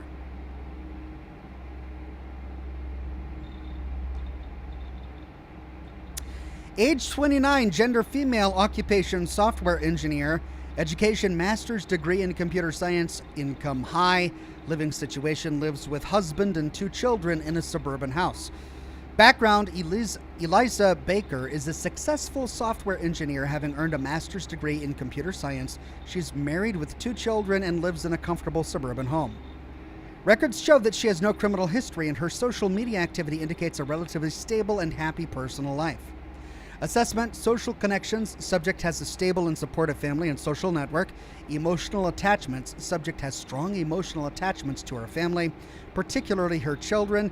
Physical ability. Subject appears to be in good physical health and has no known limitations. Motivation. Subject appears to be driven and ambitious, with a successful career and a desire to provide for her family. Conclusion: based on the information gathered, Eliza Baker may not be an ideal candidate for memory imprinting. Her strong emotional attachments to her family may increase the risk of memory remnants, and her stable personal and professional life indicate further attachments that could increase the risk factor of her invitation. While her cognitive abilities would make her an interesting subject for highly technical, complex memories, the risks might be too great. Further investigation may be necessary to determine if it would be possible to make her a suitable candidate.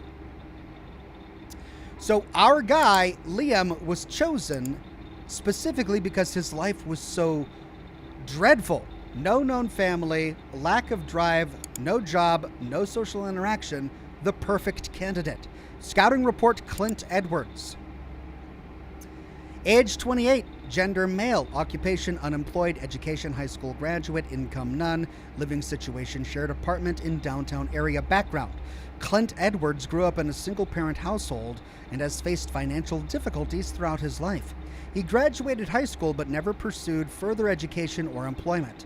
He currently lives with 2 roommates in a downtown apartment. Assessment, social connections. Subject has a small circle of friends but limited family connections. Emotional attachments. Subject is not known to have any significant emotional attachments. Physical abilities. Subject is in good physical health and has no known limitations. Motivation. Subject displays low motivation and interest in pursuing a career or education. He has a history of financial struggles and relies on support from family and friends. Conclusion. Based on the information gathered, Clint Edwards appears to be a suitable candidate for the memory imprinting. The subject's life experiences and emotional attachments show no special risk for memory remnants. His low motivation and financial struggles suggest a beneficial state of mind for the procedure.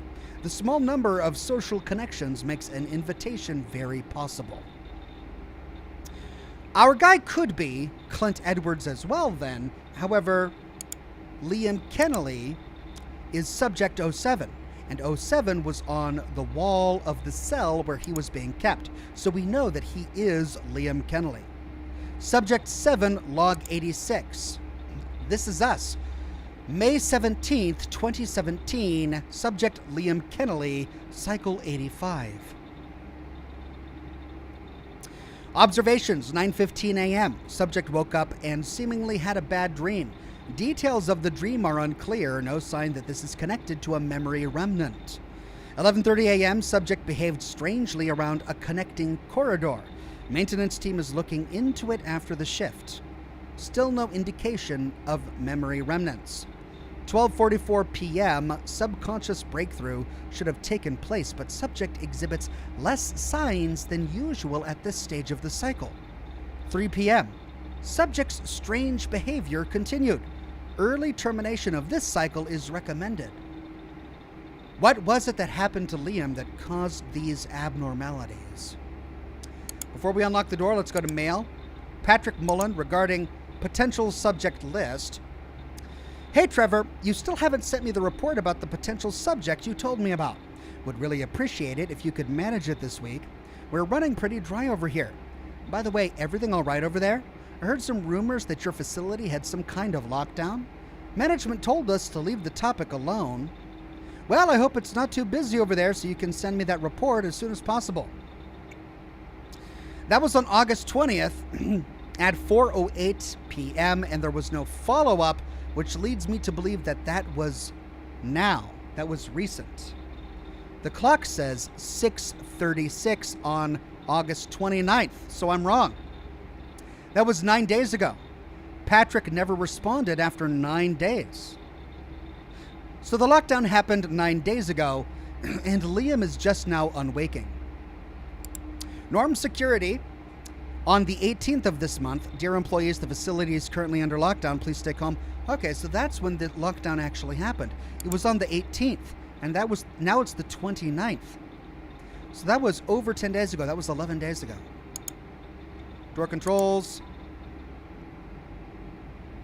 Scold department. Open. ERD exit clearance enabled. Partial access granted. So we can leave ERD and enter Scold.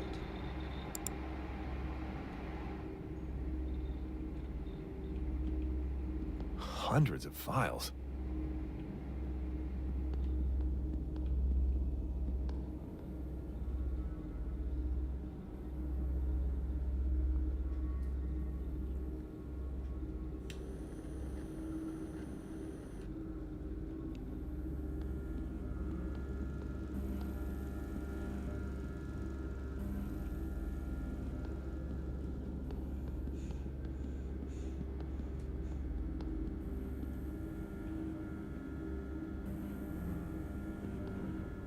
Ah. It was only a partial unlocking. We've got to find 2 more terminals to fully unlock this door. Nope. But now we can enter Skuld. Okay, let's do it. Oh. Holy cow. Gunshot wounds.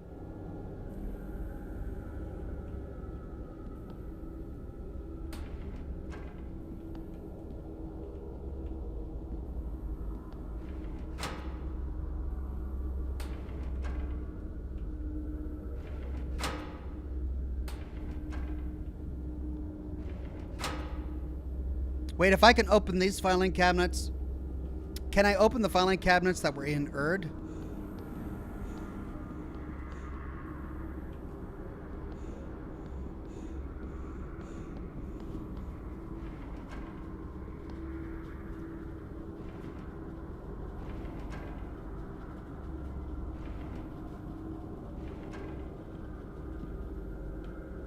I can, but it's probably not going to be worth my while. But doggone it, I'm a completionist, and sometimes I hate that. I hate that I'm a completionist. Because I just got to do it.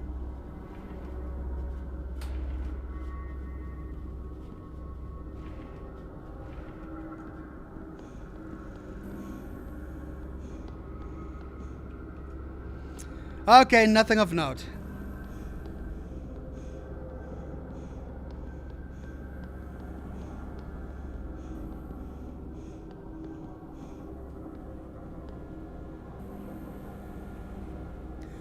So the gunshots came from that side of the glass. Oh, wait, no. There are no footprints on that side. And the broken glass is on the other side. So somebody came in here, murdered this guy, shot that guy through the glass, and then moved on. Or not. Look at that. We've got bloody footprints that way. But clearly he shot through the glass here, so he must have gone through the hole to murder someone else.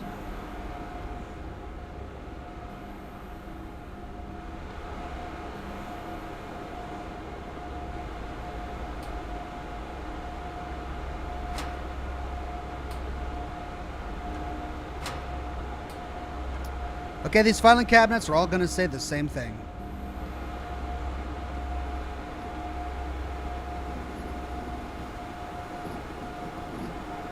What do they do with all this data?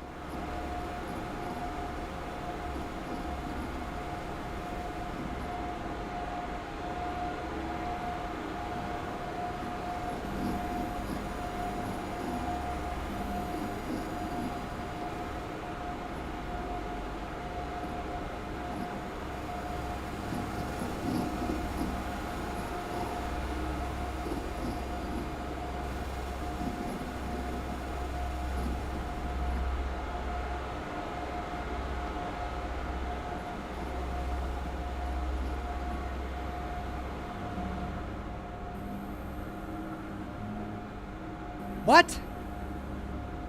Why are there shell casings here? Well, then why did he shoot through the glass? The bullets could have gone through the glass, but the shell casings couldn't have. So if he stood on the other side of the glass and shot this way, the shell casings would be in a pile over there. And there are some, but then how did shell casings get over here? He must have shot the guy through the glass, come around, walked through here, and then dumped an entire magazine into the body. Others?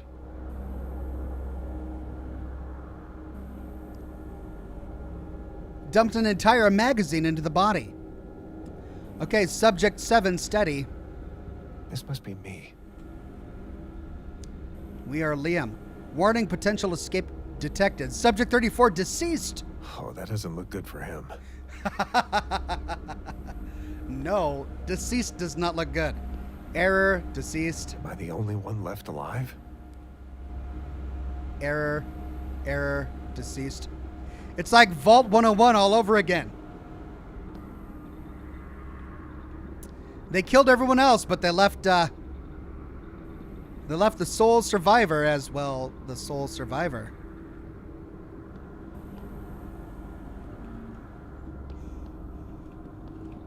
Oh, there it is again. Subject 7, Liam Kennelly.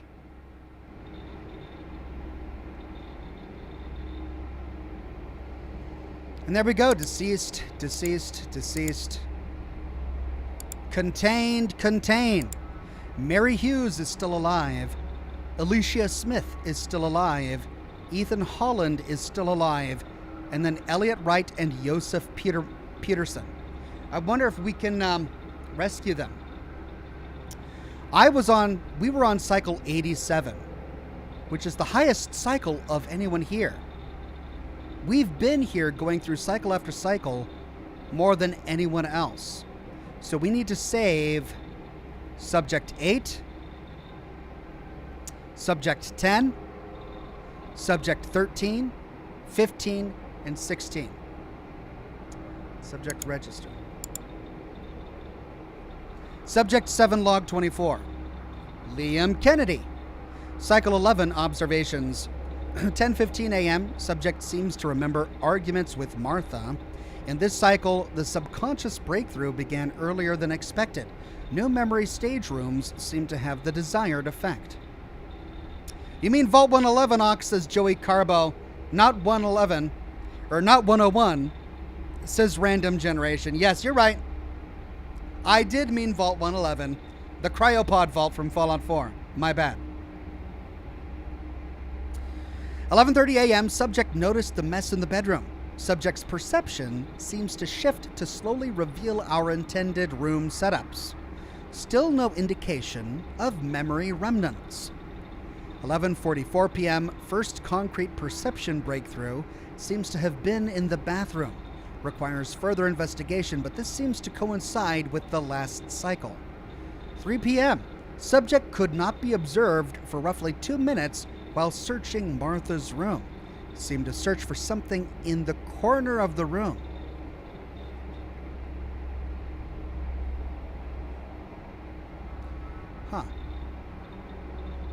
Subject 8. Mary Hughes, still alive. Cycle 8, let's see, and she was on cycle 31, so this was a long time ago. 9:15, subject is experiencing vivid dreams, increased brain activity observed during the REM sleep cycle. Dream content is currently unknown. 11 a.m., subject seems to desire a visit to the nearby park. Park stage configuration of the house was used, and the subject seemed to imagine a relaxing walk. 12:30, subject experienced a mild headache, which subsided after taking their medication, just like Liam did. 2 p.m., subject was observed crying while reading a book. Reasons could not be concluded. 4:30, subject experienced a sudden burst of anger, throwing objects across the room. Possible emotional breakthrough detected. 6 p.m., subject calmed down and resumed normal behavior. Conclusion: the observations of Subject 8 during this cycle suggest that the memory replacement procedure is having some effect on the subject's subconscious mind. The vivid dreams and emotional outburst indicate that the implanted memories are being integrated with the subject's personality.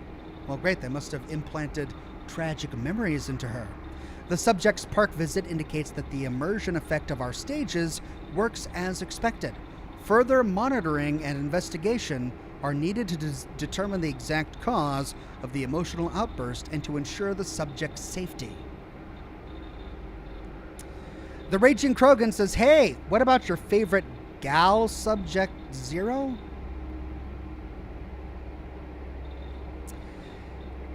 Your favorite gal, Subject 0? The Raging Krogan, I don't understand the question. I'm sorry. Subject 14, let's see, is 14 still alive? No, 14 is dead.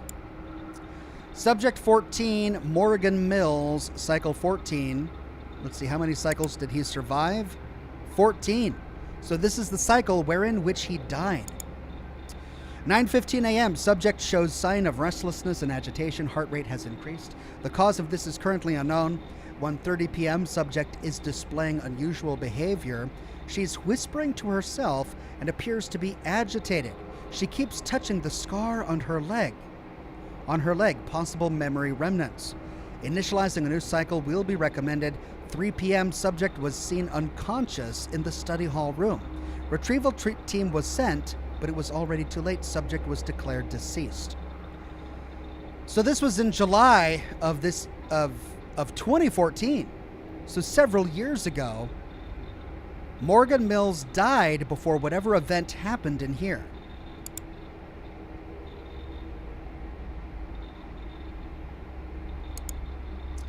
Mail, Norn Security automated lockdown. That was on the 18th. We've already read that one. A few days earlier on the 16th from Brad Mayfield.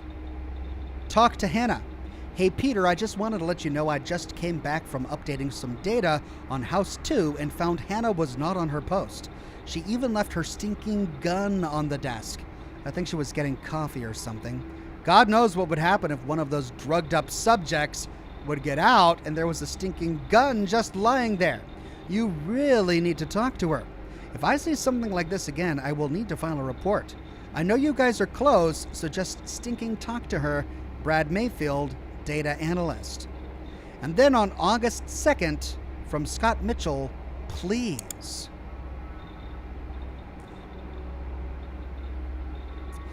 Hey Pete, I know I asked this already, but can you please take over my pizza delivery shift this month?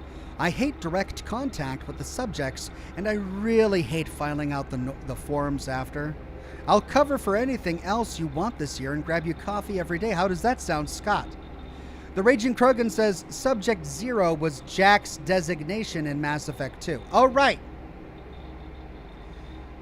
Right, yeah. She was Subject 0 in Mass Effect 2. And she was my favorite gal in Mass Effect 2. What about her? She's still one of my favorite gals. Door control. All right, we're going to do exit clearance and Verd department.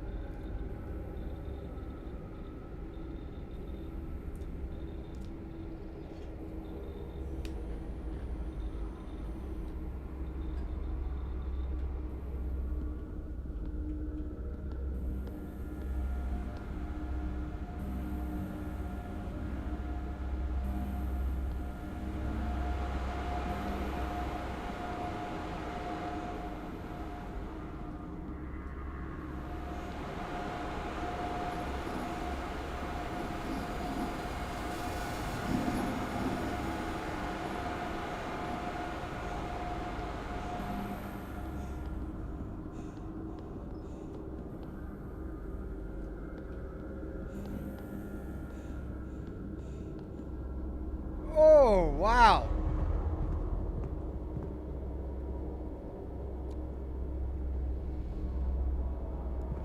Well, damn.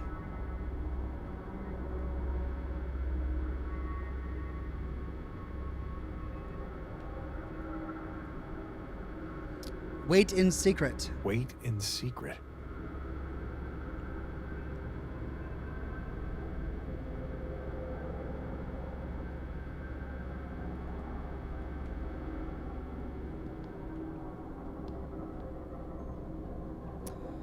Sarah Bennett.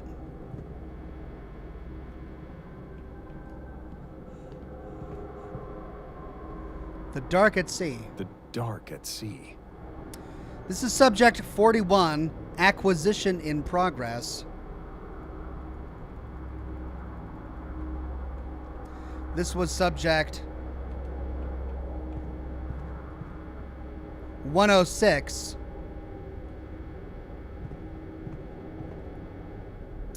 This is subject 34, iteration 75. Leave war behind.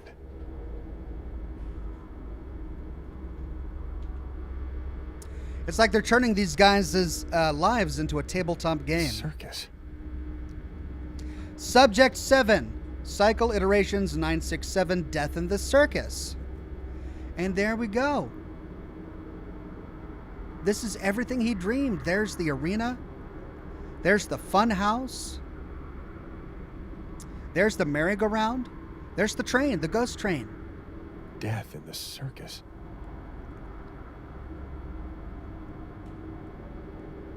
So this was his.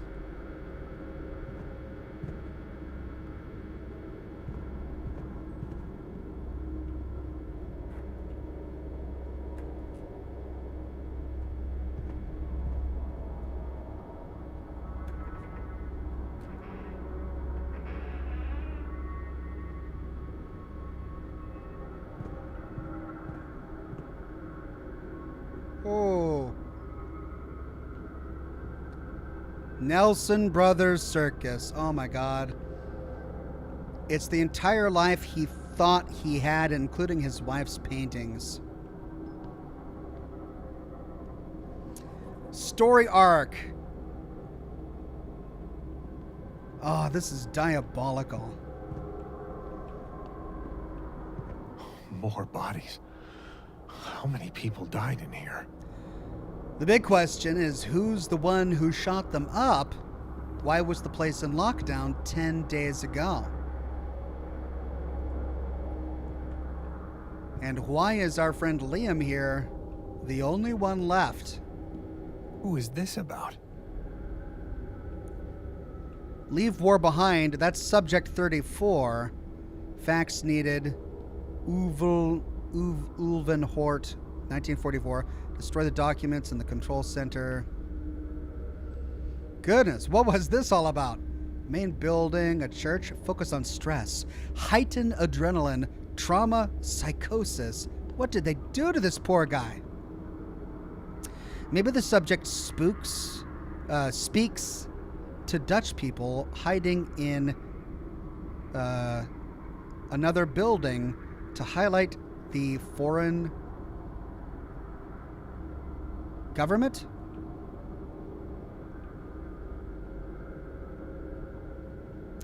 All right, this was subject 34, right? Let's go find out who subject 34 was.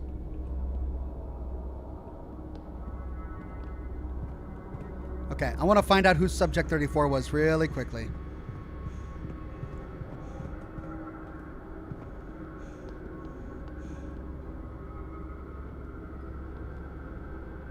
$34, 41.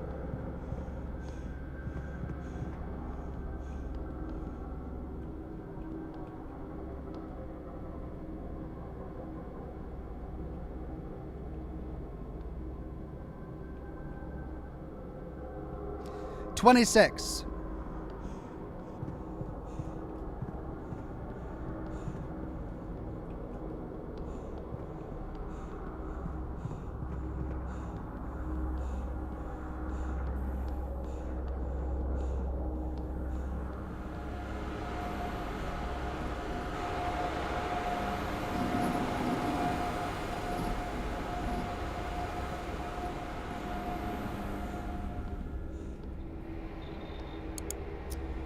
$26. Oh, it only goes up to 16. Crap.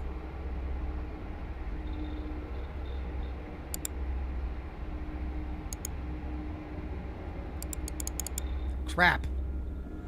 So we don't know who those guys were. The registry only goes to 16.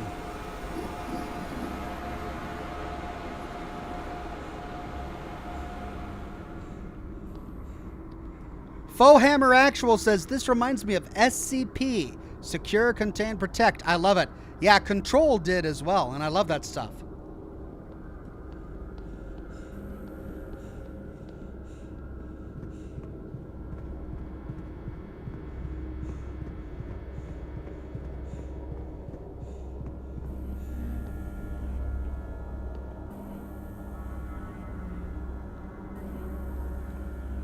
Damso, direct access memory storage device.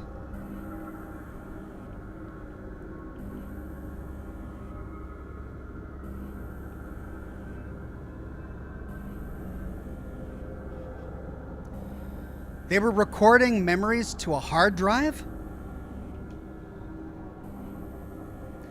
Broken memory disk error. Use push-in mechanism to open shell.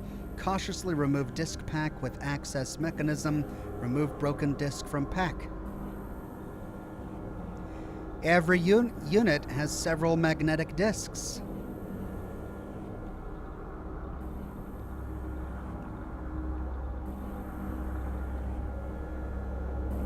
Discs. All locked away.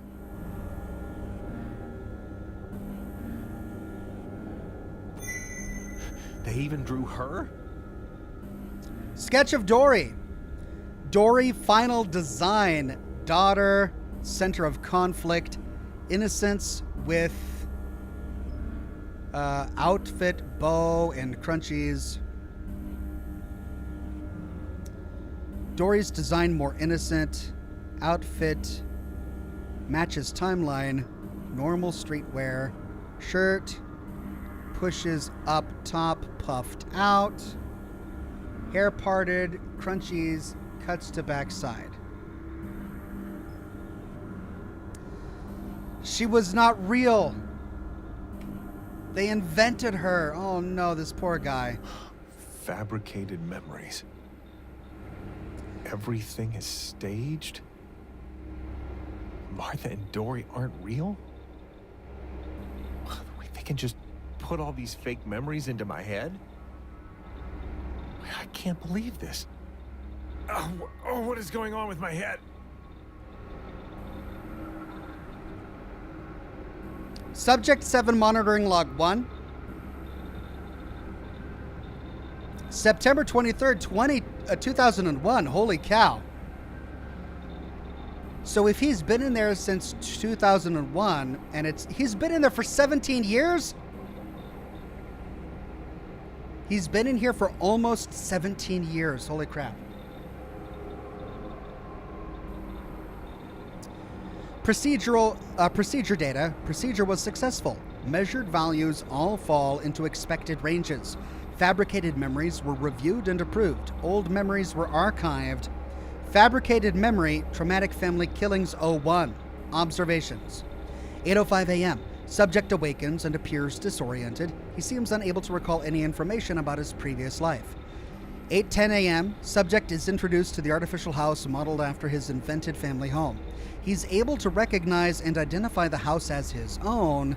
He, however, seems to dismiss the current state of the house. 8:20 a.m. Subject finds a photograph of his wife and daughter, Martha and Dory. He's able to identify them as his family and is able to recall basic information about them. 8:30. Subject seems unable to recall the traumatic parts about his fabricated memory. 11 a.m. Subject is searching for his wife and daughter in his house. 3:30 p.m. Subject's subconscious seems to radically alter his perception to fit his fabricated memories without the traumatic parts. Initial conclusion: the memory replacement procedure was successful in implanting artificial memories into the subject's mind. Further observations seem to indicate suppression of parts of the fabricated memory, but no sign of the existence of old memories. Subject's perception is altered in order to support the suppression of those memories. So they weren't successful with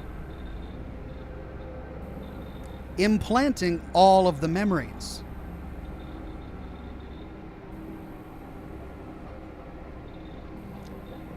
Mail. All this year, 8:21 after the lockdown. Elena, is everything okay between us? After you didn't show up, I tried to reach you, but your phone's going straight to voicemail. Is everything all right? Did something happen? Please call me as soon as you read this. I'm really worried. This was 8 days ago. This is the 18th, the lockdown message. Then all the way back in July, how are they going over a month without getting more mail? From Michelle Miller, does the weekend still stand? Of course we're good. I just need to make the request for the time off that weekend, but that should be no problem at all. And yeah, we got those weird requests here too.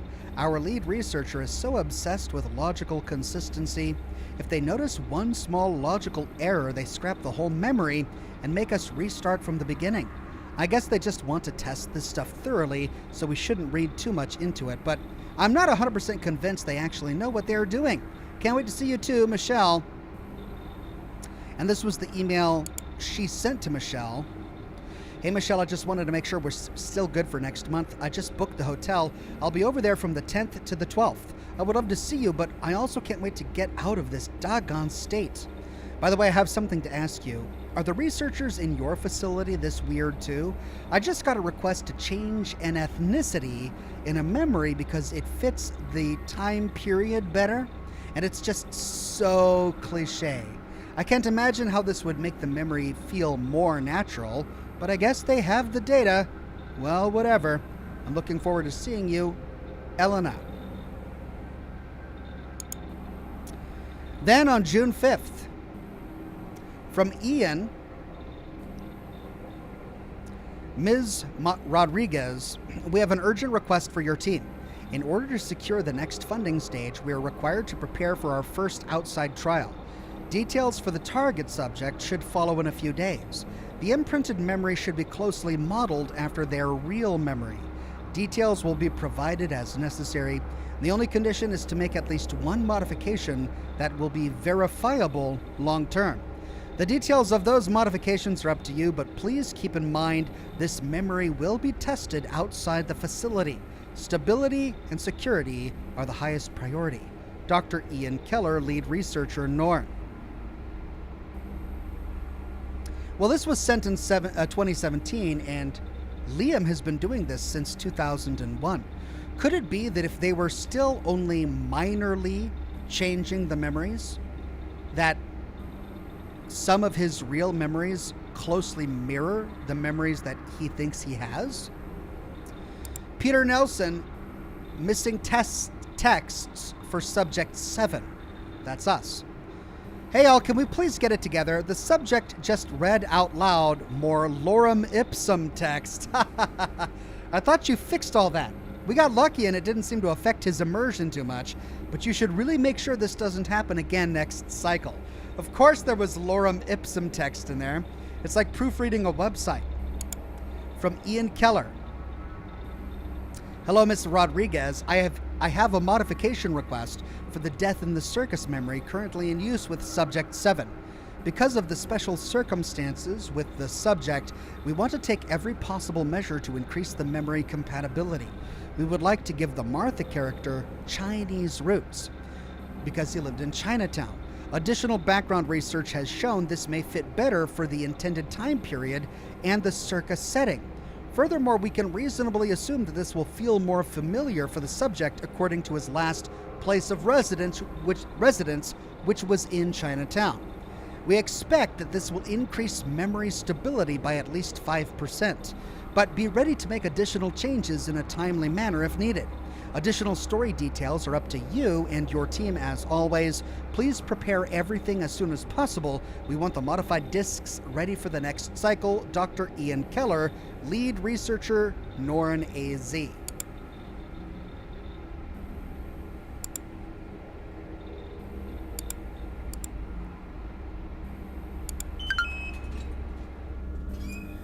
And that unlocks the exit.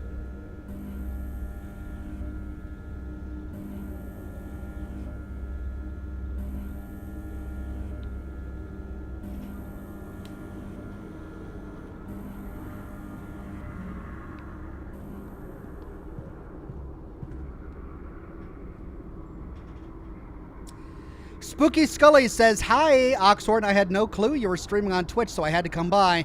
Thank you, Spooky Scully. Good to see you on Twitch.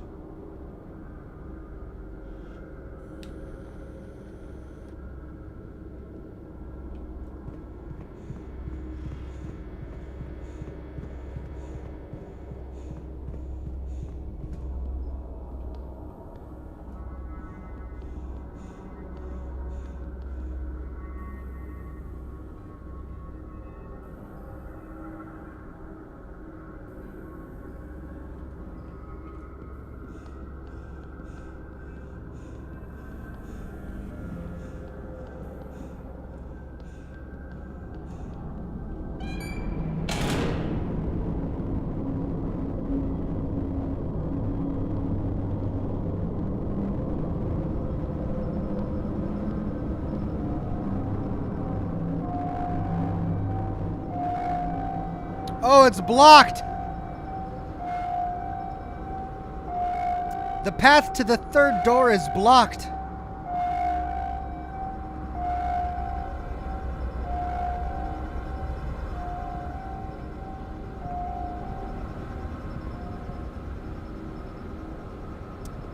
Oh, and look at all the pills.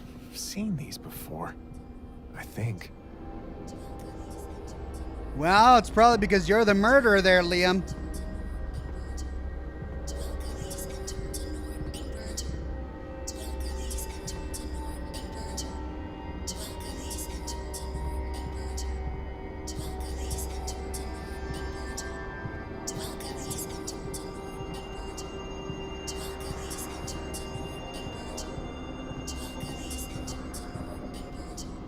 I better not get locked in here.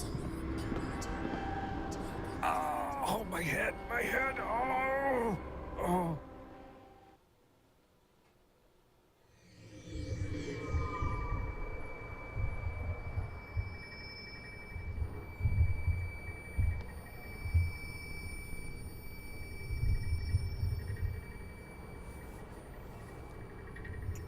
Well,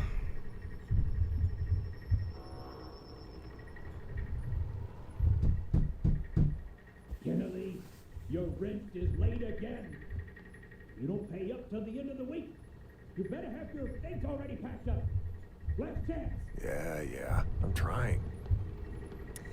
Liam Kennelly, that's his real name.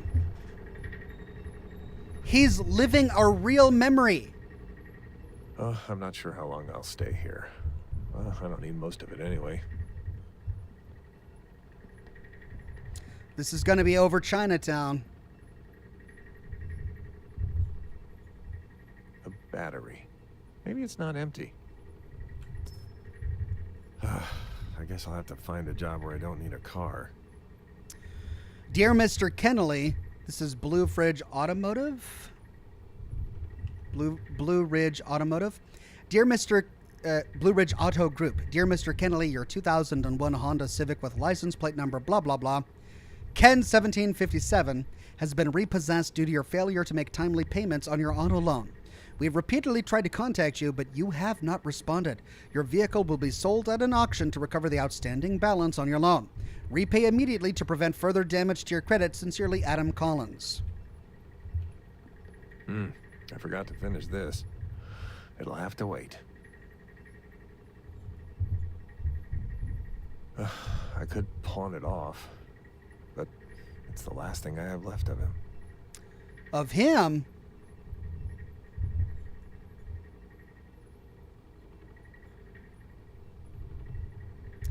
So it's 10:10, assuming in the morning. Can you find us? $1,000 for every participant.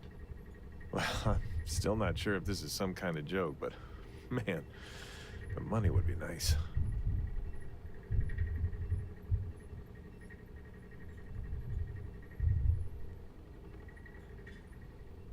So that's how he got involved in this. He needed the money, and he did a scavenger hunt where he found the company Norn.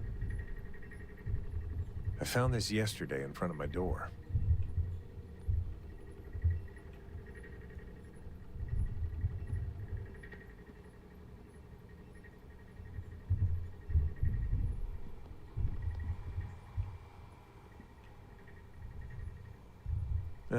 It's disgusting, but I like cold pizza.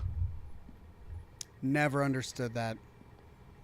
Not a big cold pizza fan. Liam Kennelly, Penrose Street, Phoenix. Liam, I am sorry. You're a nice guy. I just can't with you living like this. I thought this would somehow work out, but I was wrong. If you want to let other people into your life, you need to change something. But I think you know that. Please don't call or show up here. Sarah. Well, wouldn't have worked out anyway. He's taking that in stride. Oh, I'm broke anyway. No point in going out. We're not going to go on the scavenger hunt?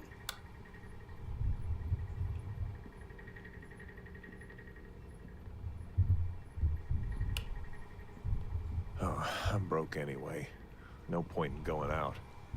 Okay, so we can't leave.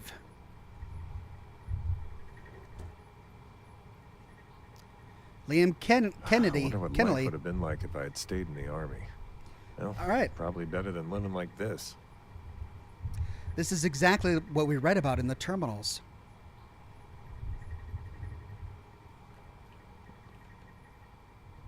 Another battery.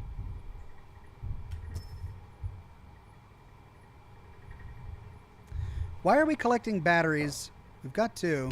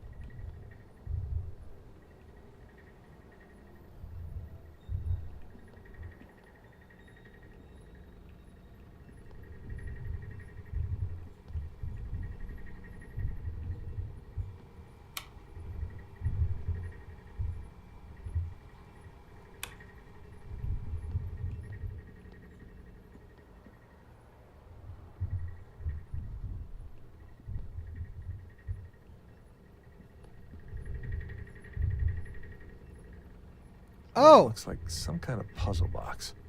Shouldn't be too hard for me. It seems stuck. It seems stuck.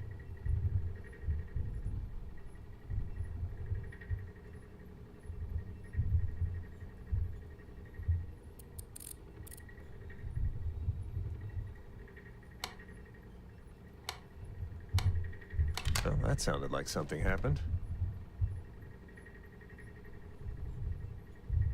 A translucent disc with some kind of symbol in the middle.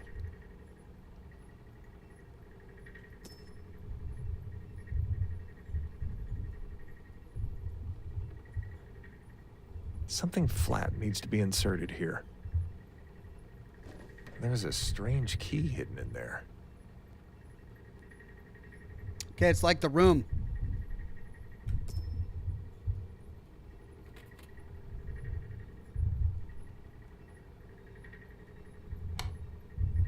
Well, that sounded like something happened.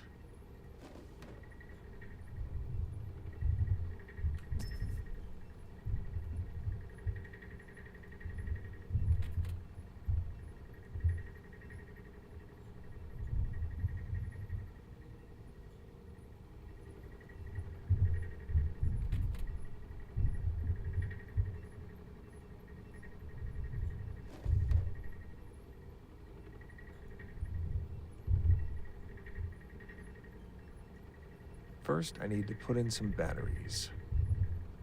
Thankfully, I have some. First, I need to put in some batteries.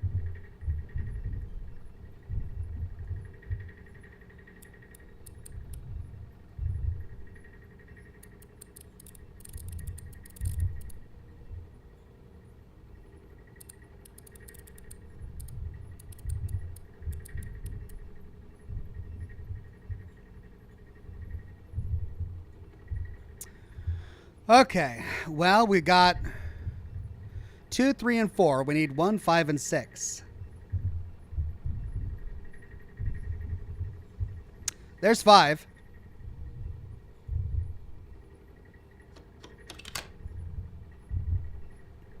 We need 1 and 6.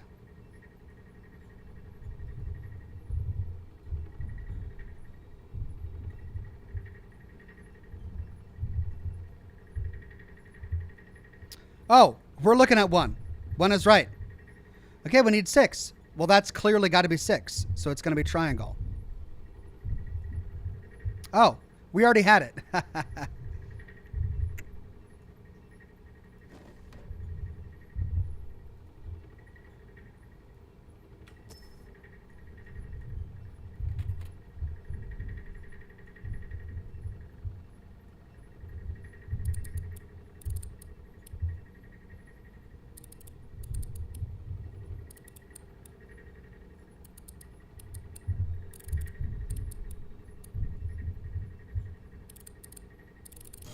Oh, something came out of the cube. It's ringing. Must be a hint. Penrose Street. Wait, that's right around the corner. Should be easy to find. There we go. It's ringing. I'm guessing a phone.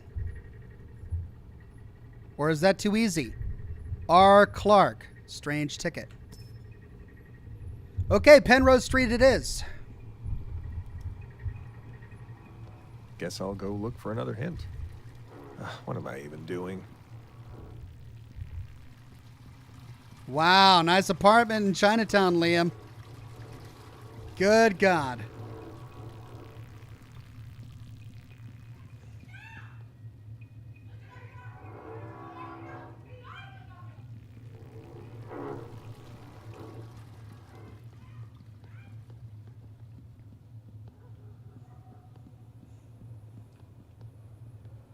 Penrose Street. And we were here in a previous dream. Okay, it's ringing.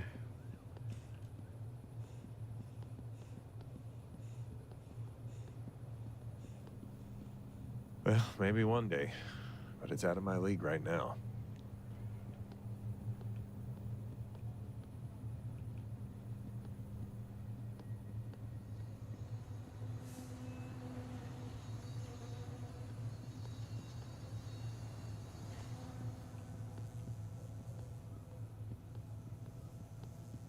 I should just look for another job. What am I even doing? There's probably some kind of scam, right?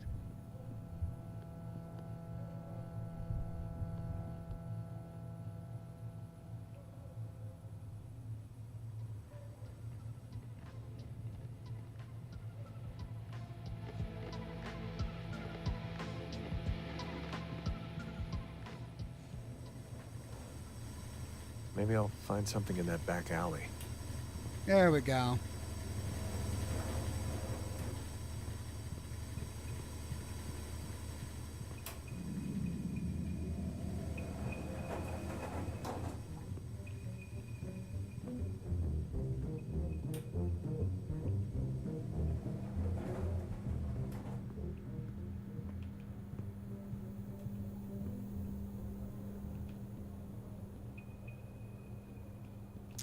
Still don't hear anything ringing.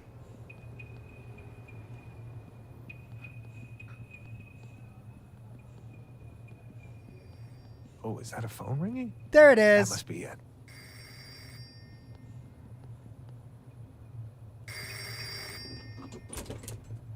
A phone booth? That's new. What now, Liam? Dial Hourglass Crown Moon.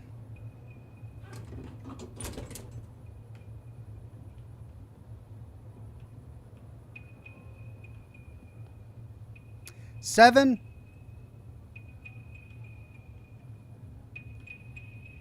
One.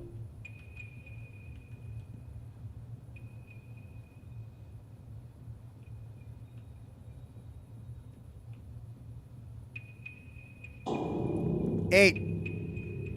Yes, I saw it move. 718.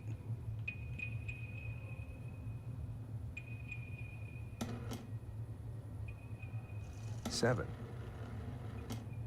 1. 8. Easy. Okay. This is slowly getting interesting.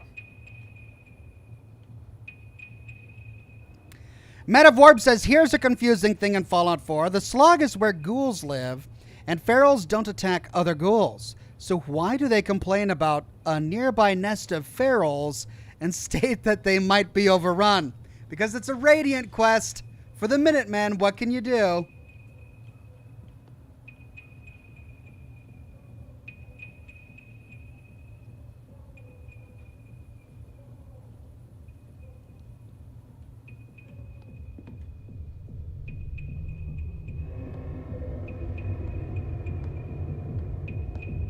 Nice bass.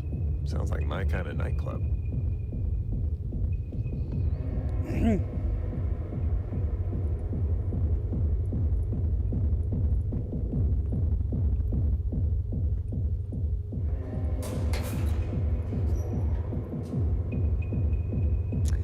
So he thinks he's going to a nightclub.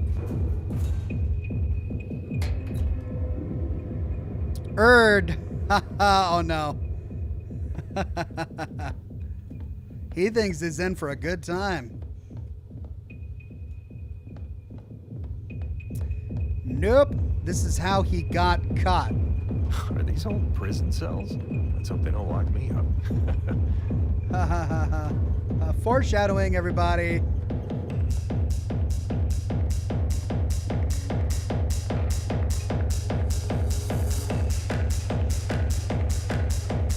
This is even more creepy.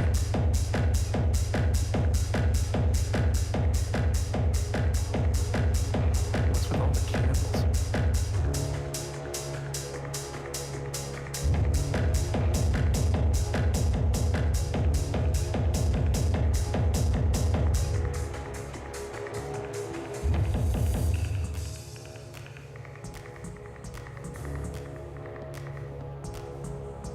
Find what you seek. This has to be the right place.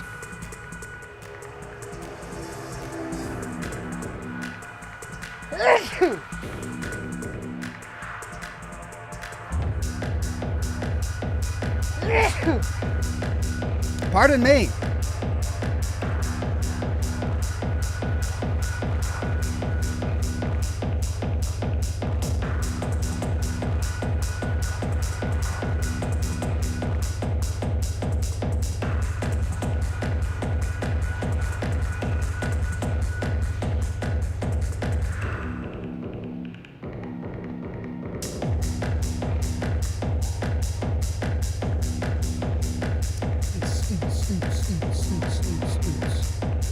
Get on the dance floor.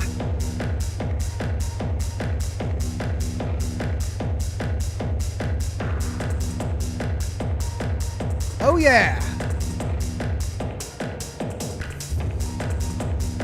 Sup?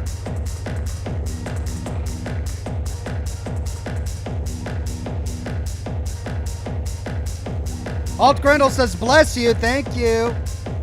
Where are you going? I don't even know. I can't go in the women's restroom because I am a man. I am Liam.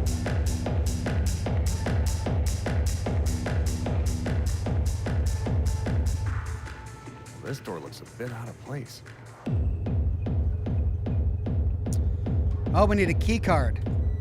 And we got one. Well, convenient that this place was in Chinatown already. All right, 1 green, 3 red, 5 green, 2 green, 4 green, 6 green, only 3. Oh, I know, it's the opposite. 3 is green, everything else is red. Whoa, what is this place? Welcome to Norn. Please enter Chamber 3.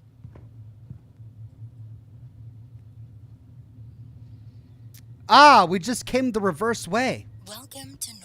Please enter Chamber 3. Can't go this way, can I? No, that's gonna go to the offices. Well, Welcome to really. Norn. Please Oh, is that a enter Chamber camera? 3. Why are there cameras in our house? Who's watching? Who would do this? Welcome to Norn. Who would Please walk enter into a cell Chamber like 3. this? What is this? More puzzles? I mean, come on, who would do that? Who would just walk into chamber 3?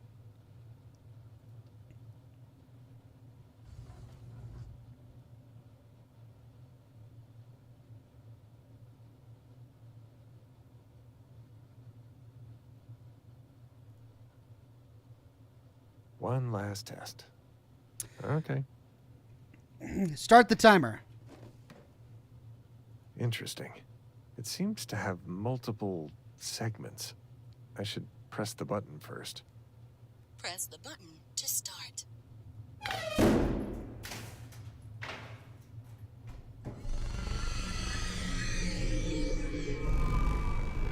Oh.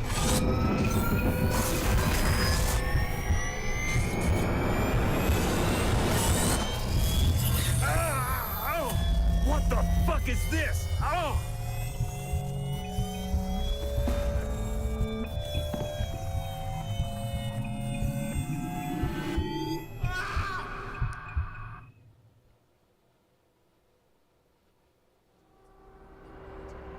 This can't be real.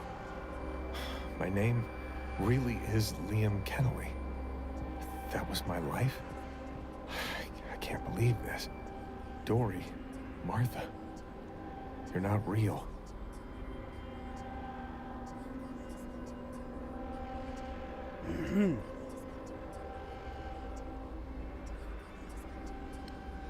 Man of Warp says, another thing about Radiant quests, the number of times Connie Abernathy ends up at the Federation stockpile or Abigail Finch at Hub City, you'd think maybe they don't want to be rescued. That's just the way it is with Radiant quests.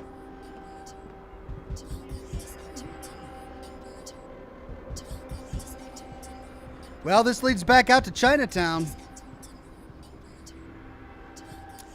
But I can't go that way. So we gotta hope the stretchers that were blocking our path are now gone. Or that the door is open all the way back the way we came from. And they are. Well, that's convenient. Somebody came through and moved all these stretchers from there to there, revealing the exit.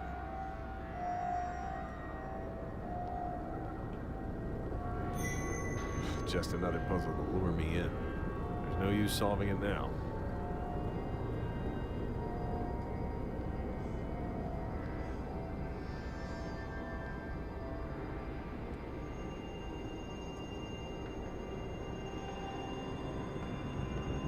Solos. No turning back now. I'll get to the bottom of this.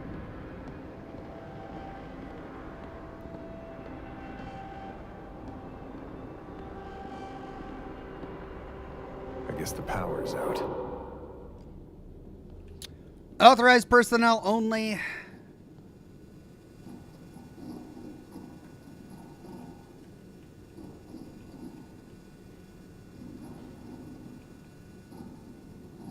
I should try to turn the power on.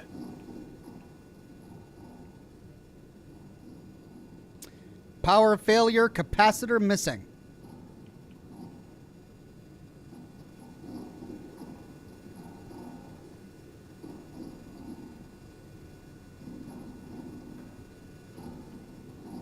Okay.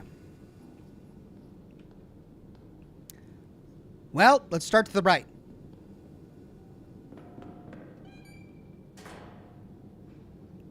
Oh, God.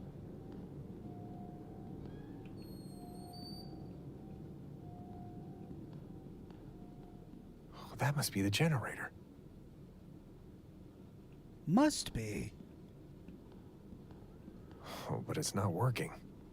Ugh. One of these things is broken. Now I just need to find a replacement. Thank you, internal monologue.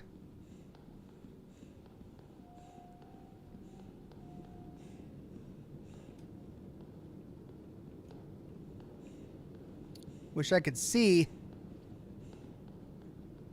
I should try to turn the power on.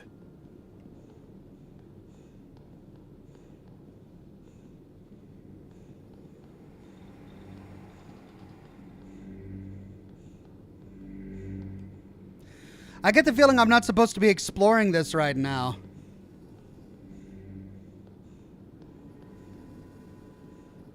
Generator 2.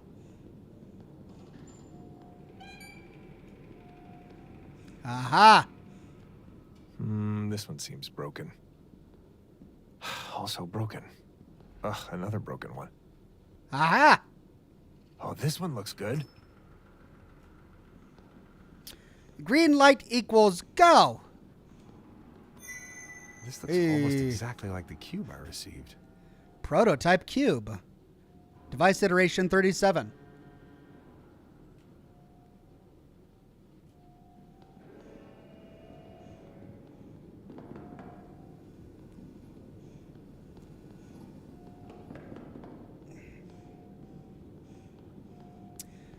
Micro Raptor says, hot takes. New York City style pizza is nasty, and Preston Garvey isn't that annoying. Those are some definite hot takes. I love New York City style pizza. Not as much as Boston deep dish pizza. Boston deep dish is the best. But New York City style is good. You know, it's cheap, it's easy, it satisfies that pizza itch.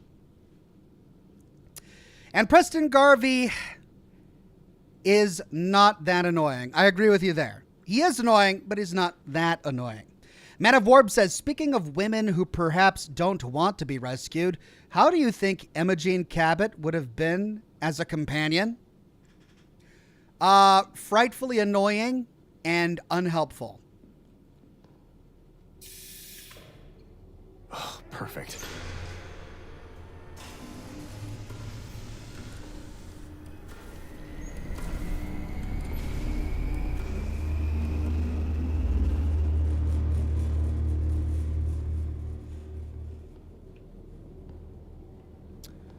But the light's not on in the main facility. Looks like we gotta power things on from the control room.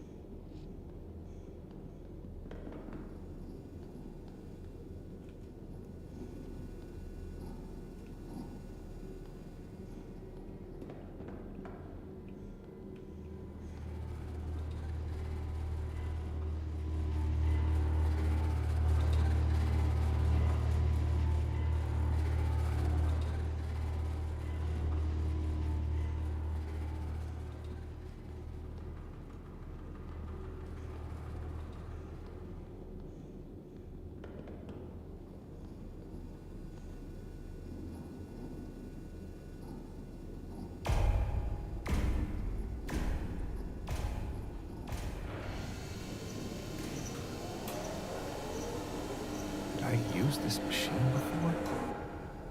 What the hell did I do? What do you There's an think? exit over there. You killed everyone, Liam. This is all you. Why would I touch that again? I just need to get out of here. Oh, come on, Liam. You don't want to explore a little more? I just need to get out of here. Oh, come on. The game is making me just want to get out of here. Preston Garvey says, your taste in pizza is wrong, just like your Fallout 76 build is wrong, and another settlement needs your help. Well, fine. Fine, Preston Garvey. I guess you really are annoying.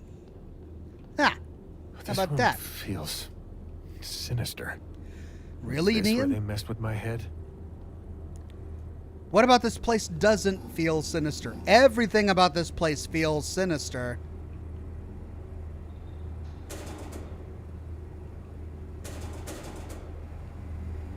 Gun. Did I kill all these people? There you go, I Liam. really did all of this. It was you. Making me believe I murdered my family is bad enough. But I killed all those people in here. They were real.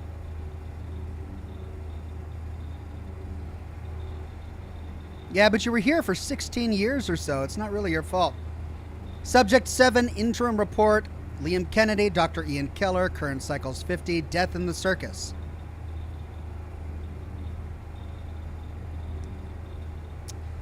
Until now, Subject 7 exceeded all our expectations. The rate in which memory remnants occur for him is still fairly high, explaining his high cycle count, but his resiliency to the side effects of memory fragments seems unique. Many subjects last less than 8 hours after the occurrence of memory fragments, which forced us to greatly increase our observation efforts and security. Even with that, our failure rate for most subjects is still fairly high. Subject 7 still suffers the same side effects like headaches and dizziness, but his condition progresses much slower. We had multiple occurrences where we only noticed after reviewing footage that a memory remnant occurred. The side effects were so minor that we realized this only days later. We're sure it would still be fatal for him in the end, but this increased resiliency makes him a very special subject indeed. This trait of his might allow us to test our most unstable or dangerous memories much safer than before. We must be careful to still initiate new cycles as needed, as we can't risk losing him. But noticing the occurrence of a memory fragment seems much more problematic for him. We will request new funding for special safeguards.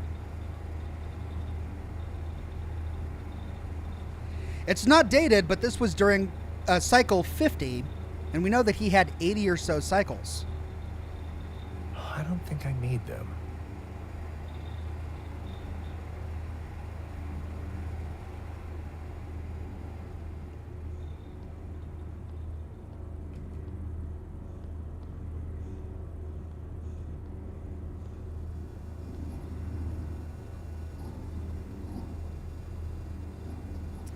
Senator Baker makes miraculous recovery.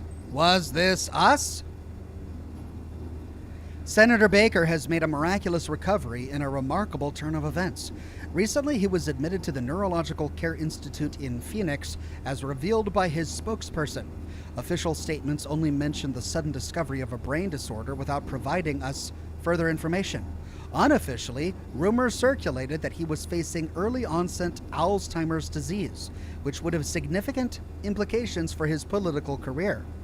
In an unexpected press conference this morning, Senator Baker appeared in perfect health, confirming that he had been diagnosed with a rare form of dementia. However, thanks to a new experimental treatment, he has already achieved a complete recovery. While many celebrate this remarkable turnaround, some members of the medical community dismiss it as merely another PR stunt. They argue that there is currently no developed treatment that could account for such a recovery. Death of last subjects. Subjects 2 and 3. Brain hemorrhage. Old memories resurfacing. Severe headaches. Inflamed brain tissue. Memory imprinting risks. Resetting imprinted memories. Blocking the original memories again. Countermeasures. Initiate the next cycle. Further research required. Dr. Ian Keller. His summary is so long that I could have read the entire thing in that time. Subject 2 and 3 memory fragments. I was tasked with researching the cause of death of the last subjects. Subjects 2 and 3 both died due to a brain hemorrhage. The observation reports indicated that both subjects began to resurface their old memories while still retaining the full range of the imprinted memories. The initial signs of this phenomenon were severe headaches that increased in frequency and intensity. Both subjects were put under strict surveillance, but they died shortly after. Post-mortem brain scans showed highly inflamed brain tissue. It is supposed that having two sets of memories at the same time puts undue stress on the brain. The observed negative outcomes of the study indicate the potential yet unknown risks associated with memory imprinting. It is important to note that the subjects with different qualities of old memories may experience varying degrees of stress, and further study is necessary to determine the exact nature of this phenomenon. Based on the observed results, it is recommended that countermeasures are taken immediately on the first signs of the resurfacing of memory fragments. The recommended countermeasure is to initiate the next cycle of the subject, resetting the imprinted memories and blocking the original memories again. It is also suggested that subjects with less important memories or those seeking to repress certain memories may be more suited for this program. Further research is required to investigate the factors that contribute to these observed outcomes. Oh, shit. Does this mean I have to use this machine to fix myself? I don't have time for further research. I just have to try it. Oh, dear God. An ID card from one of the researchers. Oh, this could be my ticket out of here.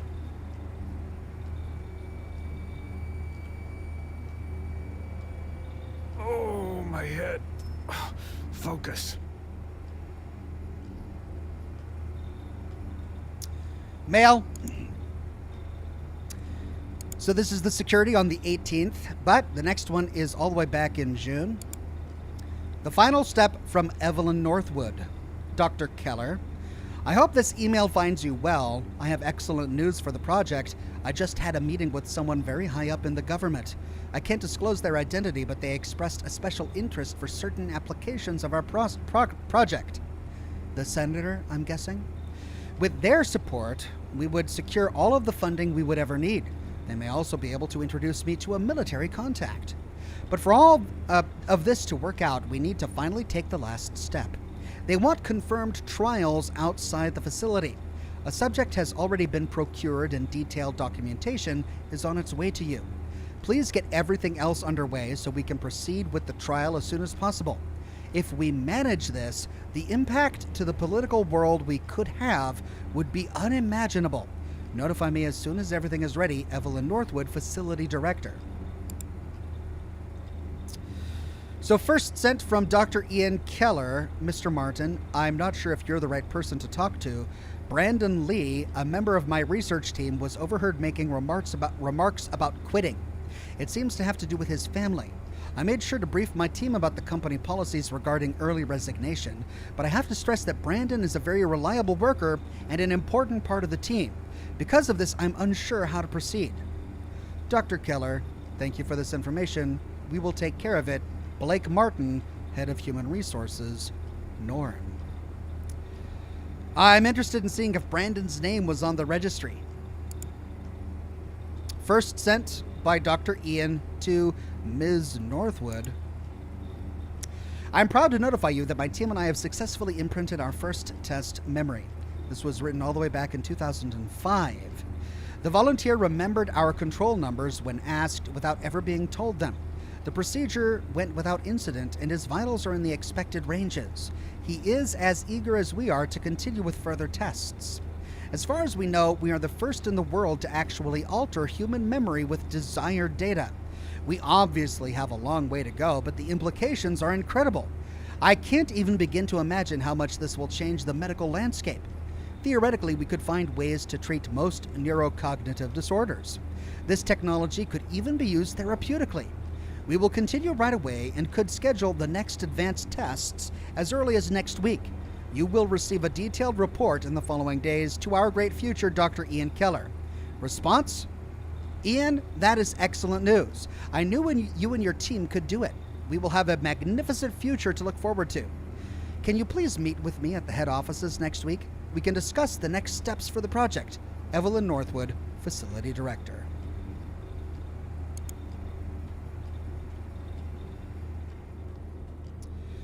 Well, looks like I've got to use the machine to get out of here. I wonder what happens if we try to leave before using the machine.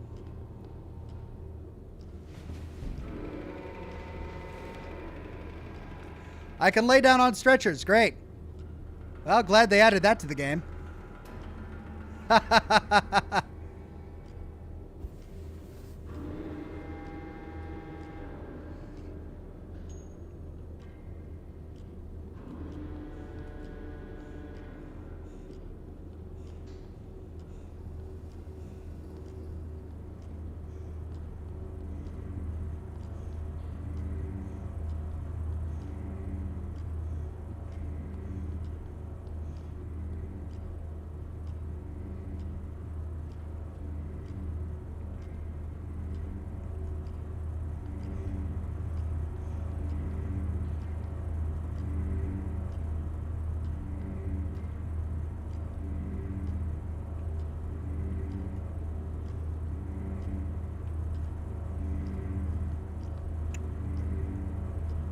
Is this the machine?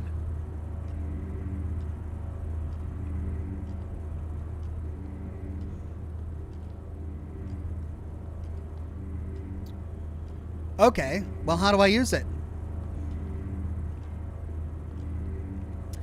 There are two lines coming out of here. One to there and one to there. Let's follow them and see where they take us.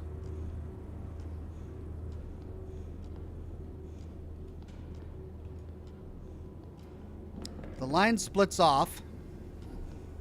Oh, locked. I need the password.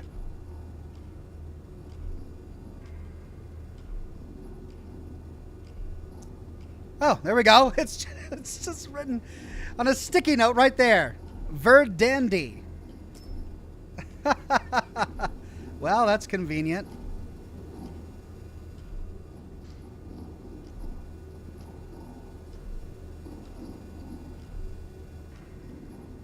De-imprinting unit. Memory disk 1. De-imprinting disk subject universal. This de-imprinting disk is not for general usage with the subjects. While using this disk will also reset their memory in case of memory fragments, it leaves the subject with only their original memories. Usage requires clearance from upper management. De-imprinting. Oh, this might be what I need. A disk drive.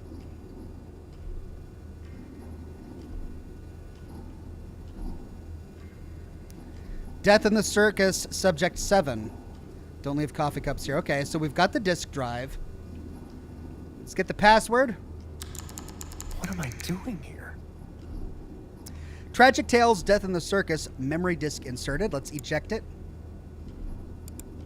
Select subject, 7, Liam Kennedy. Subject 7. Huh. I wonder if we can I wonder if we can release the people who are still in there. Set a procedure. What now? Module 1 I MCS. think I need to set up these modules. Okay. Module 1 not ready. Module 4 not ready.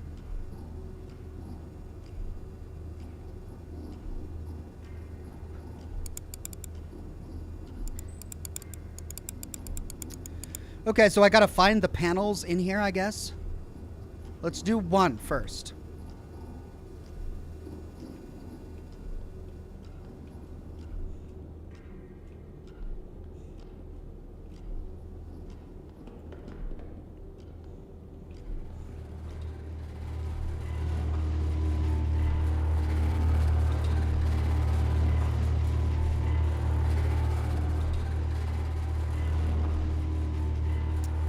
Levitation says that looks like the game Simon, only painted black.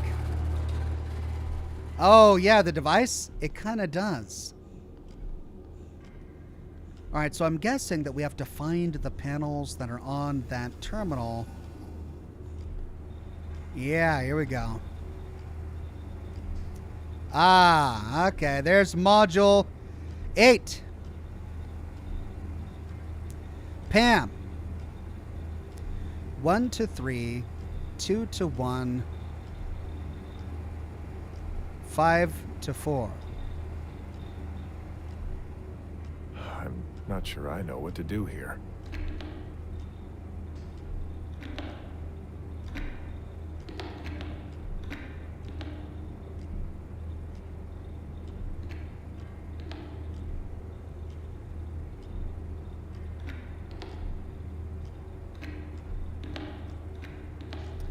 Okay, but what about 6? 1 to 3, 2 to 1, 5. There is no 5.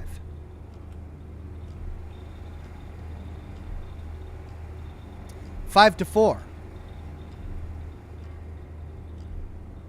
4. And we can't remove that. But that is module 8. We've got more wires than the guide is telling us to have.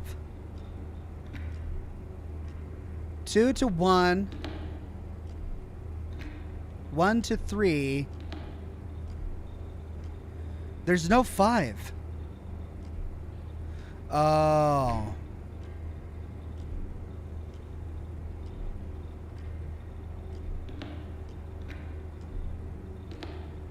Nope.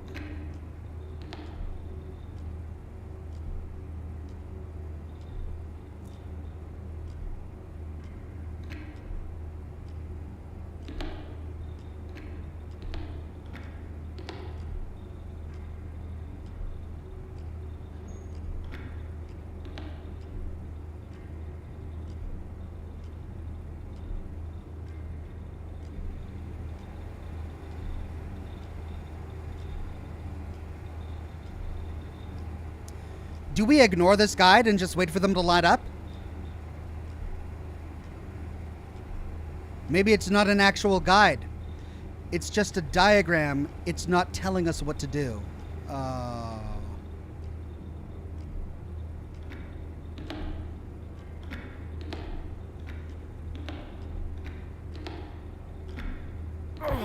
God, this is bad. Oh. Okay, that was it. I thought the actual diagram... Set up all modules to proceed. I thought the actual diagram was telling us where to plug them in. But no, we just had to process of elimination it. Can I take the gun? No? Okay, gotta find the next module. Module. Where's the next module?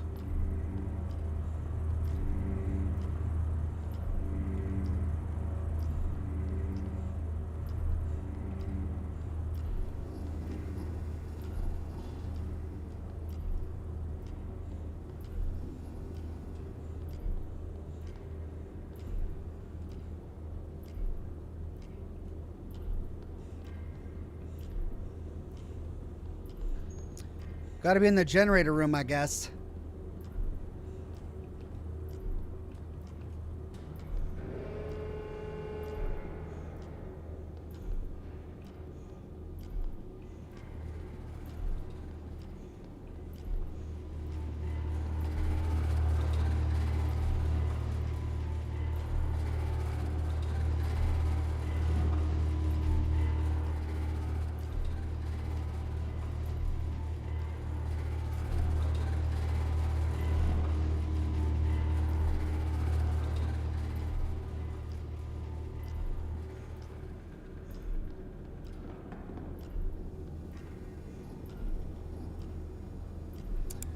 Ready. All right, so we've got module 8 ready. We still need modules 1, 4, 7, and 9.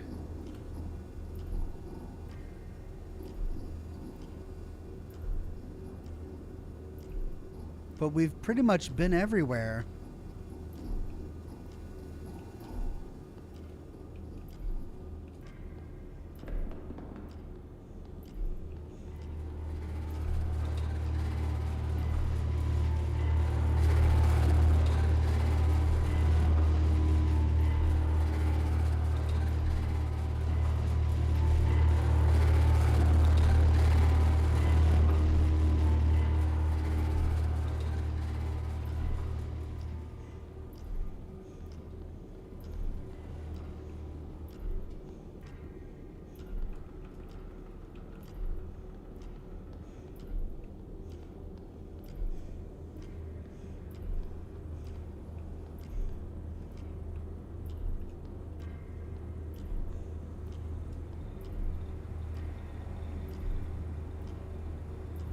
Oh.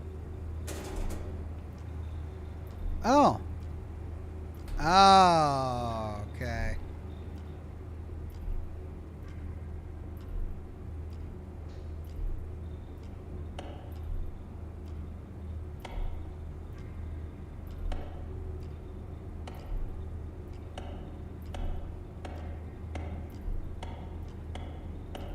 Oh, it's getting worse. Oh. Well, that was easy. Once I found it, that was a pretty easy puzzle.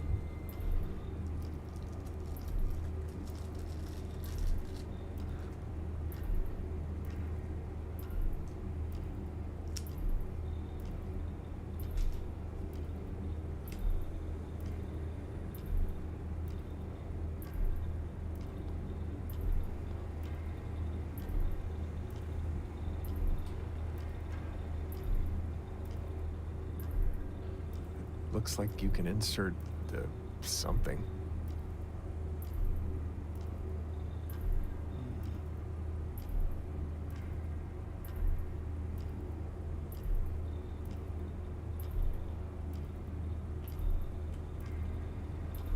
Okay, I need something for that one.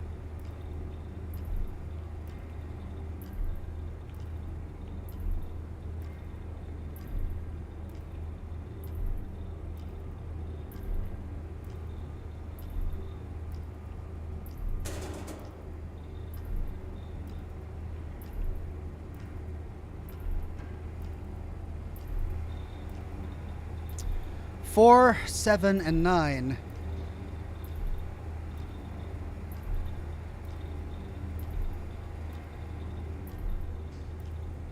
Five, 2, 3. There's 4. There's 9 and 7.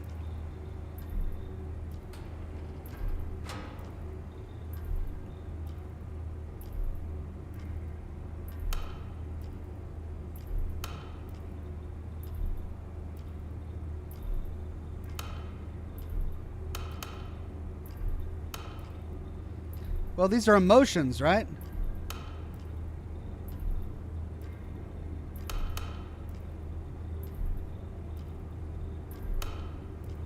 Ah.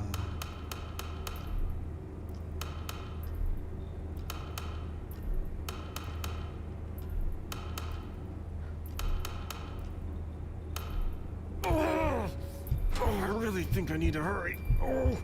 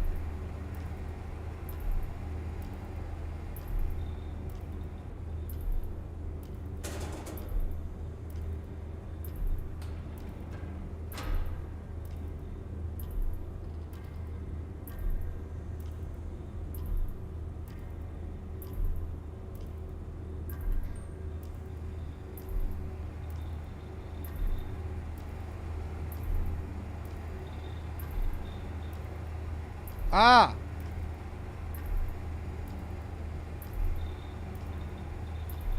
Three, 4 methyl dioxyprovolone. That's not what I want. I want 2,5 diomexothy 4 bromin file. 2,5. That's it. Dimethoxy 4 bromin file.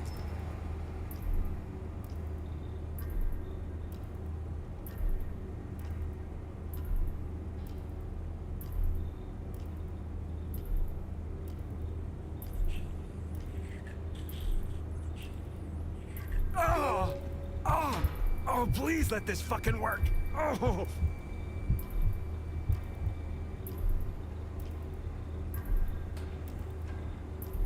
Okay. But I'm missing something here. Read user manual before usage. Damage caused by user error is not covered by extended warranty. Okay, so I guess we need to figure out which regions of the brain we need to activate.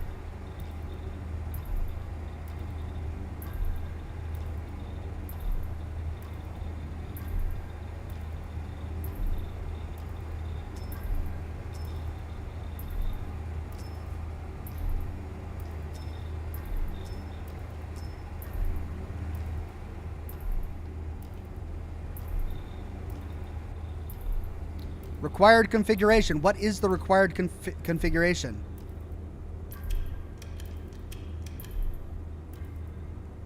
All right, so we're looking for a numerical code.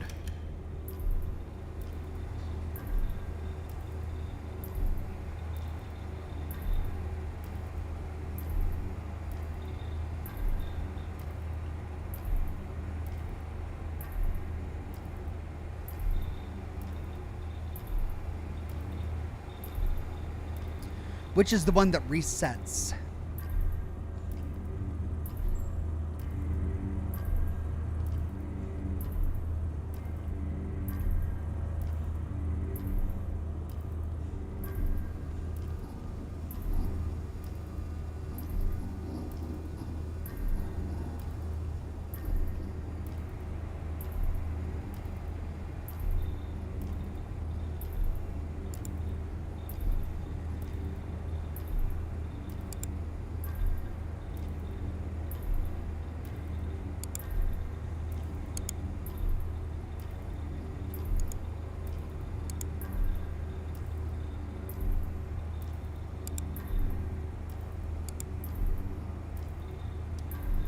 Right, we're not getting a numerical code from this.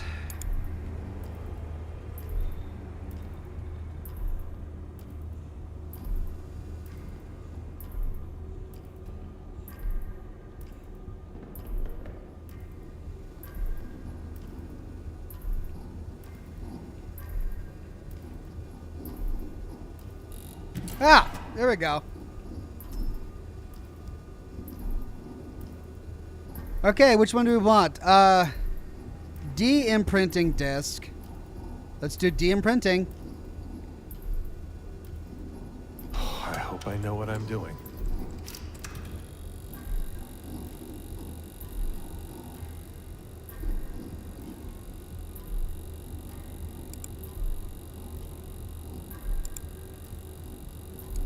How are these not ready?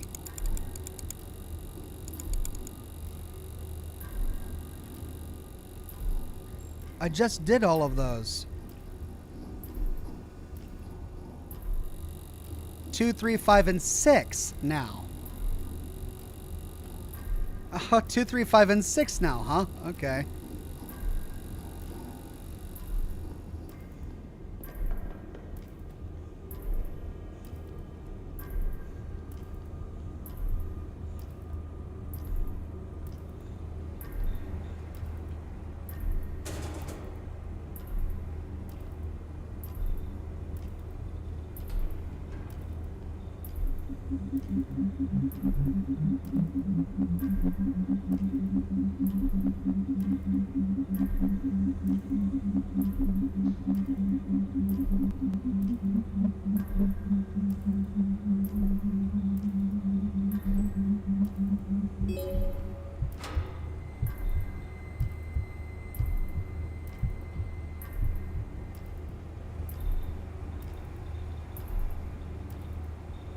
Rubber says the screen next to the machine shows the brain scan area.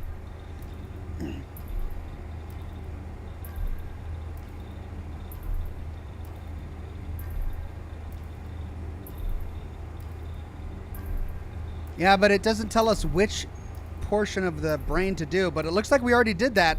We can no longer open Module 7, which is where that was kept. So by turning them all on, we did the right thing. 3.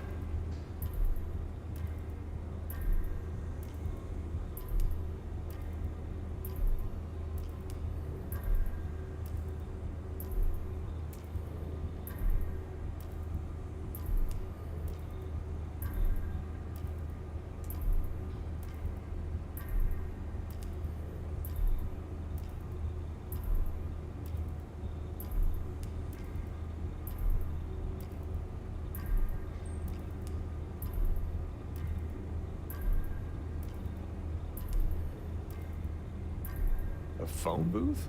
That's new. Why did he say that? Phone booth? What is he talking about? Okay, so we just need 5 and 6.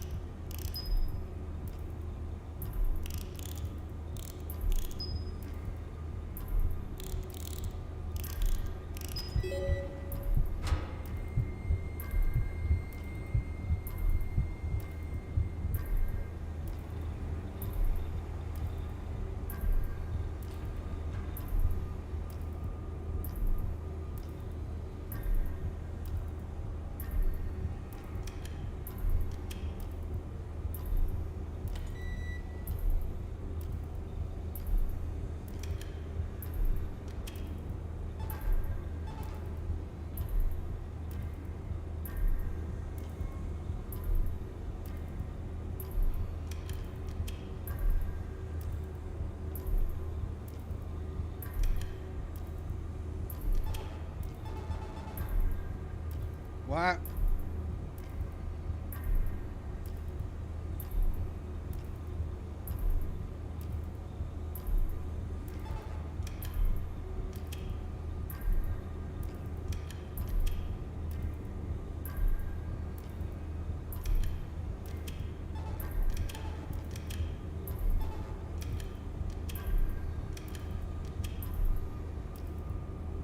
Okay. Well, I think I need to get the white line in the yellow line here. Oh, I got to do it fast.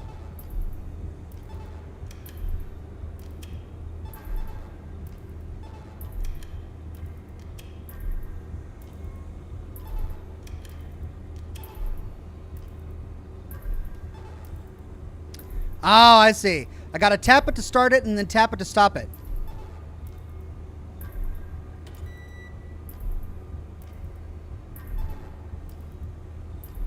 The machine is ready. Please start the procedure.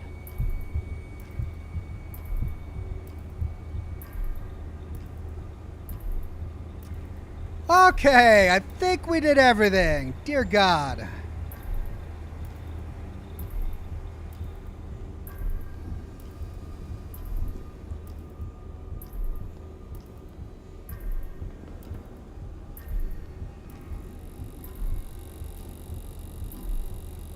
So, this will leave only my original memory intact? Guess I've got nothing left to lose. Is this the machine?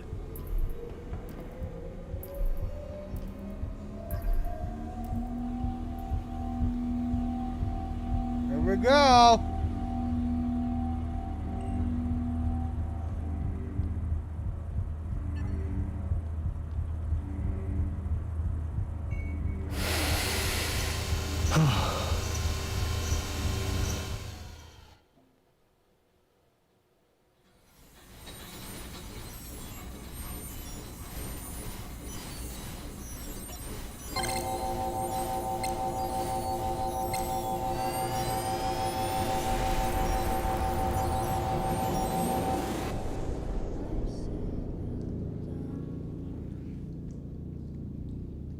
Oh dear.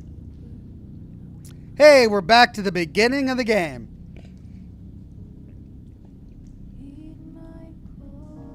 House of Terror. And it all fades away. My life with my wife and daughter.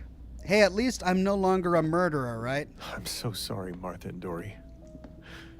You may not be real, but I am. I'm not sure why, but I want my own life back.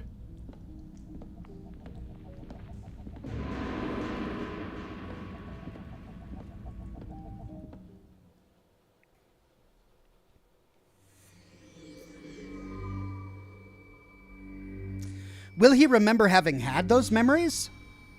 Will he remember everything he went through to get to this point?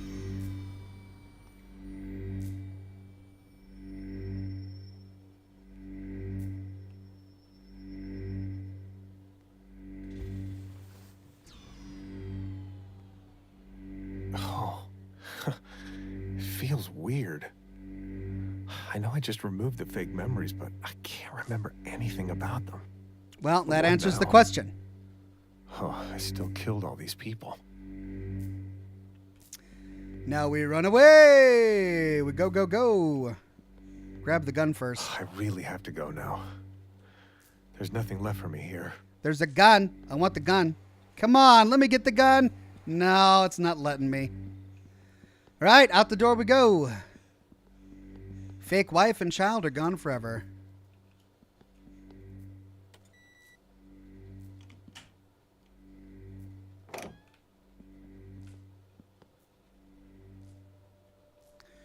But blood all the way out here?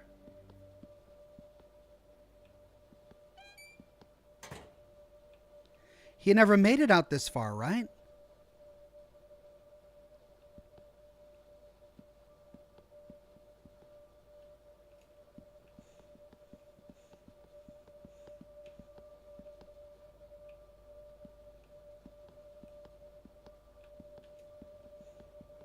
Looks like someone tried to clean up some of the blood. What?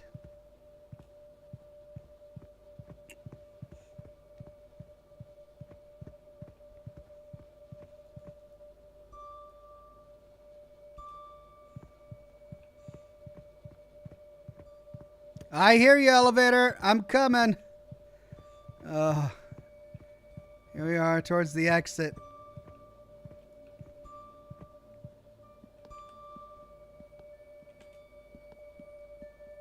Lots of footprints everywhere. How many times have I fled this facility? Is everything I'm going through right now a dream too? It's Chinatown. Ugh, let me just get out of here and hope they leave me the fuck alone. Probably too much to ask, but I won't make it easy for them again.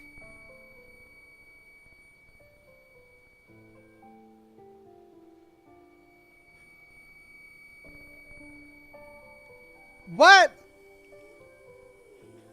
That's it? Okay. All right, I did it. Yay! Yay, I did it. I was kind of hoping for like a summary, you know, like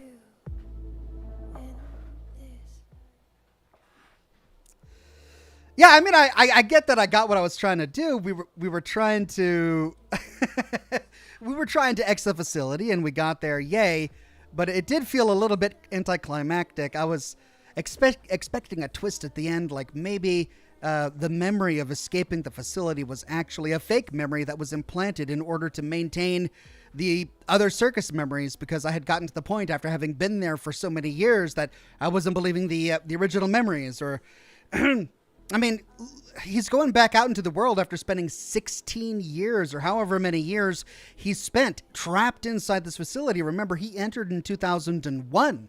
And this event took place in 2017. So it's a completely different world, and he's going back out into Chinatown, and I'd kind of hoped that they would have covered some of that. But no. Just, you did it. You opened the door. There's the sunlight. Thanks for playing. That's it. Well, still, got to say, an intriguing premise for a game. I really enjoyed the story. I loved the environmental storytelling. Enjoyed all of the terminals and the lore and piecing everything together. So a fun, small, little game that was a bit anticlimactic at the end. Micro Raptor became a bronze ox. Thank you, Micro Raptor. Chris Tidwell says, so the game is an elaborate escape room?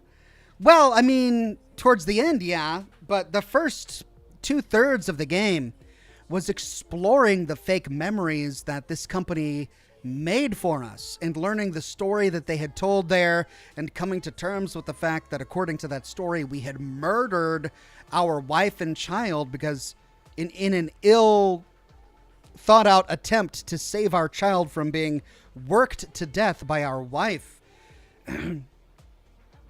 There were a number of things in there that I wonder if we could have done. I don't know if they wrote it into the game and I just picked the one ending that allowed us to get out, but I wonder if there were different endings. Like, what if we had tried to leave before wiping our mind of all of the fake memories? Like, we could have ran towards that door, but then we saw the machine. What if we had done that? What if we had gone out before erasing all of the fake memories? Would that have given us a different outcome?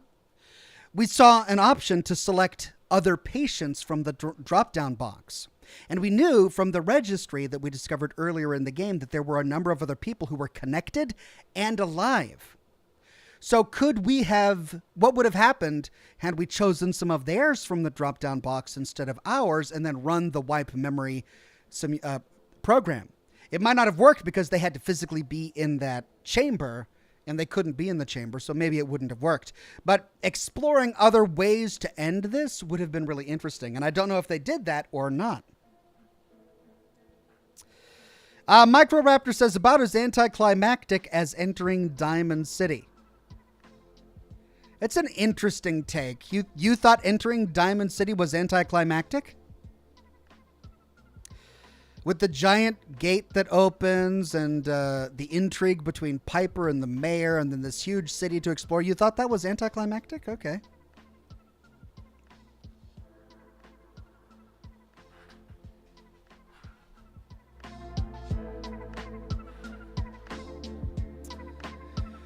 Right, well, there we go.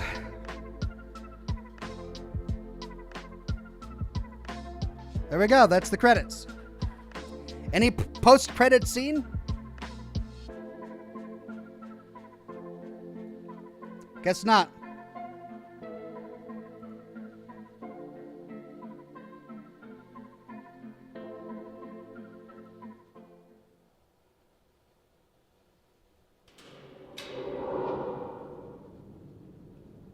I guess the power's out. I wonder what happens if we just walk out the door.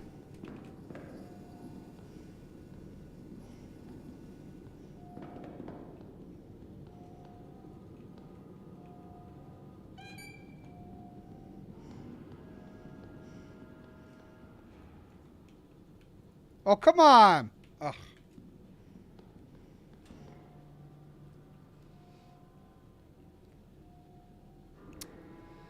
Peter B says, well, it was described as the jewel of the Commonwealth, lol. I mean, what did you expect to be made of actual jewels? Did you expect an Alice in Wonderland thing? Or I'm sorry, a Wizard of Oz thing where you can see these glimmering emerald pillars from a distance? That must be the generator. Oh, but it's not working. Ugh. One of these things is broken. Now I just need to find a replacement. Compared to every other town and settlement, Diamond City is a green jewel. I mean, they've got bars and restaurants and shops and an upper crust. So, I'm not sure what you were expecting. Oh, this one looks good. Let's see if it'll let me walk out without wiping my mind.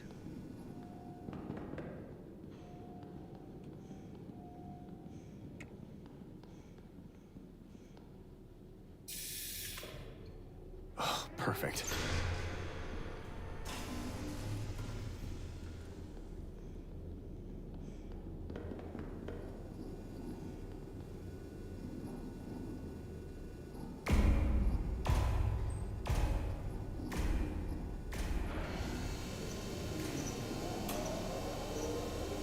Did I use this machine before? What the hell did I do? Oh, there's an exit over there.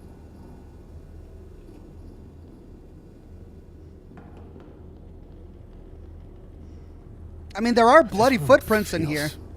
Sinister. Is this where they messed with my head?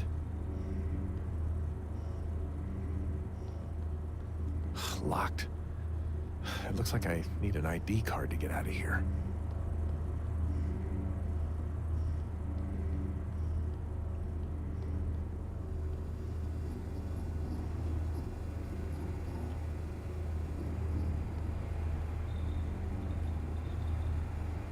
Where did we get the ID card again? Death of last subjects. Subjects 2 and 3. From this. Brain hemorrhage. Old memories resurfacing. Severe headaches. Inflamed brain tissue. Memory imprinting risks. Resetting imprinted memories. Blocking the original memories again. Countermeasures. Initiate the next cycle. Further research required. Dr. Ian Keller. Oh, shit. Does this mean I have to use this machine to fix myself? I don't have time for further research. I just have to try it. There it is. An ID card from one of the researchers. Oh, this could be my ticket out of here.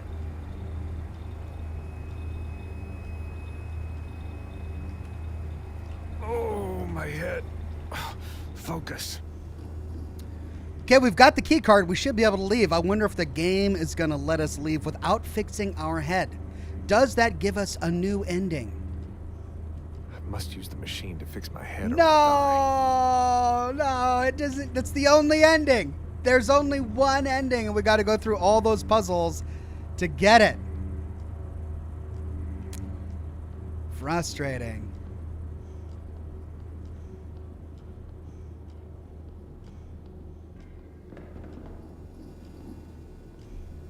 Oh, locked. I need the password. I love how the password is just on a sticky note right here. It's just so bad. What am I doing here? All right, 13 was one, right? No, that's not right. Oh, I have to choose myself? No, that's not right. Oh, No, not this one. I can't choose anyone but myself. Subject 7. Okay.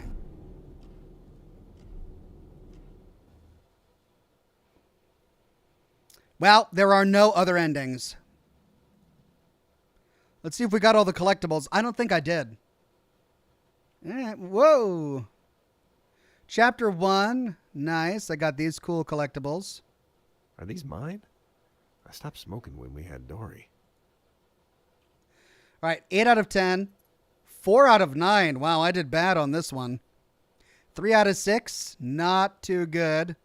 1 out of 6 for this one. Jeez. I must have really dropped the ball. 3 out of 5 for the final segment of the game. Well, there we go, everybody. That is Reveal, and the ending took longer than I expected. I expected to only be playing for another 40 minutes to an hour or so, but that took a good couple of hours. 2.5 hours. We only have about 40 minutes left in the broadcast, and that's not enough time to start a new game, so I'm gonna go ahead and just end it here. I've got work to do anyway. Thanks, everybody, for coming to this week's episode of Scotch and Smoke Rings. Hope you enjoyed Reveal as much as I did.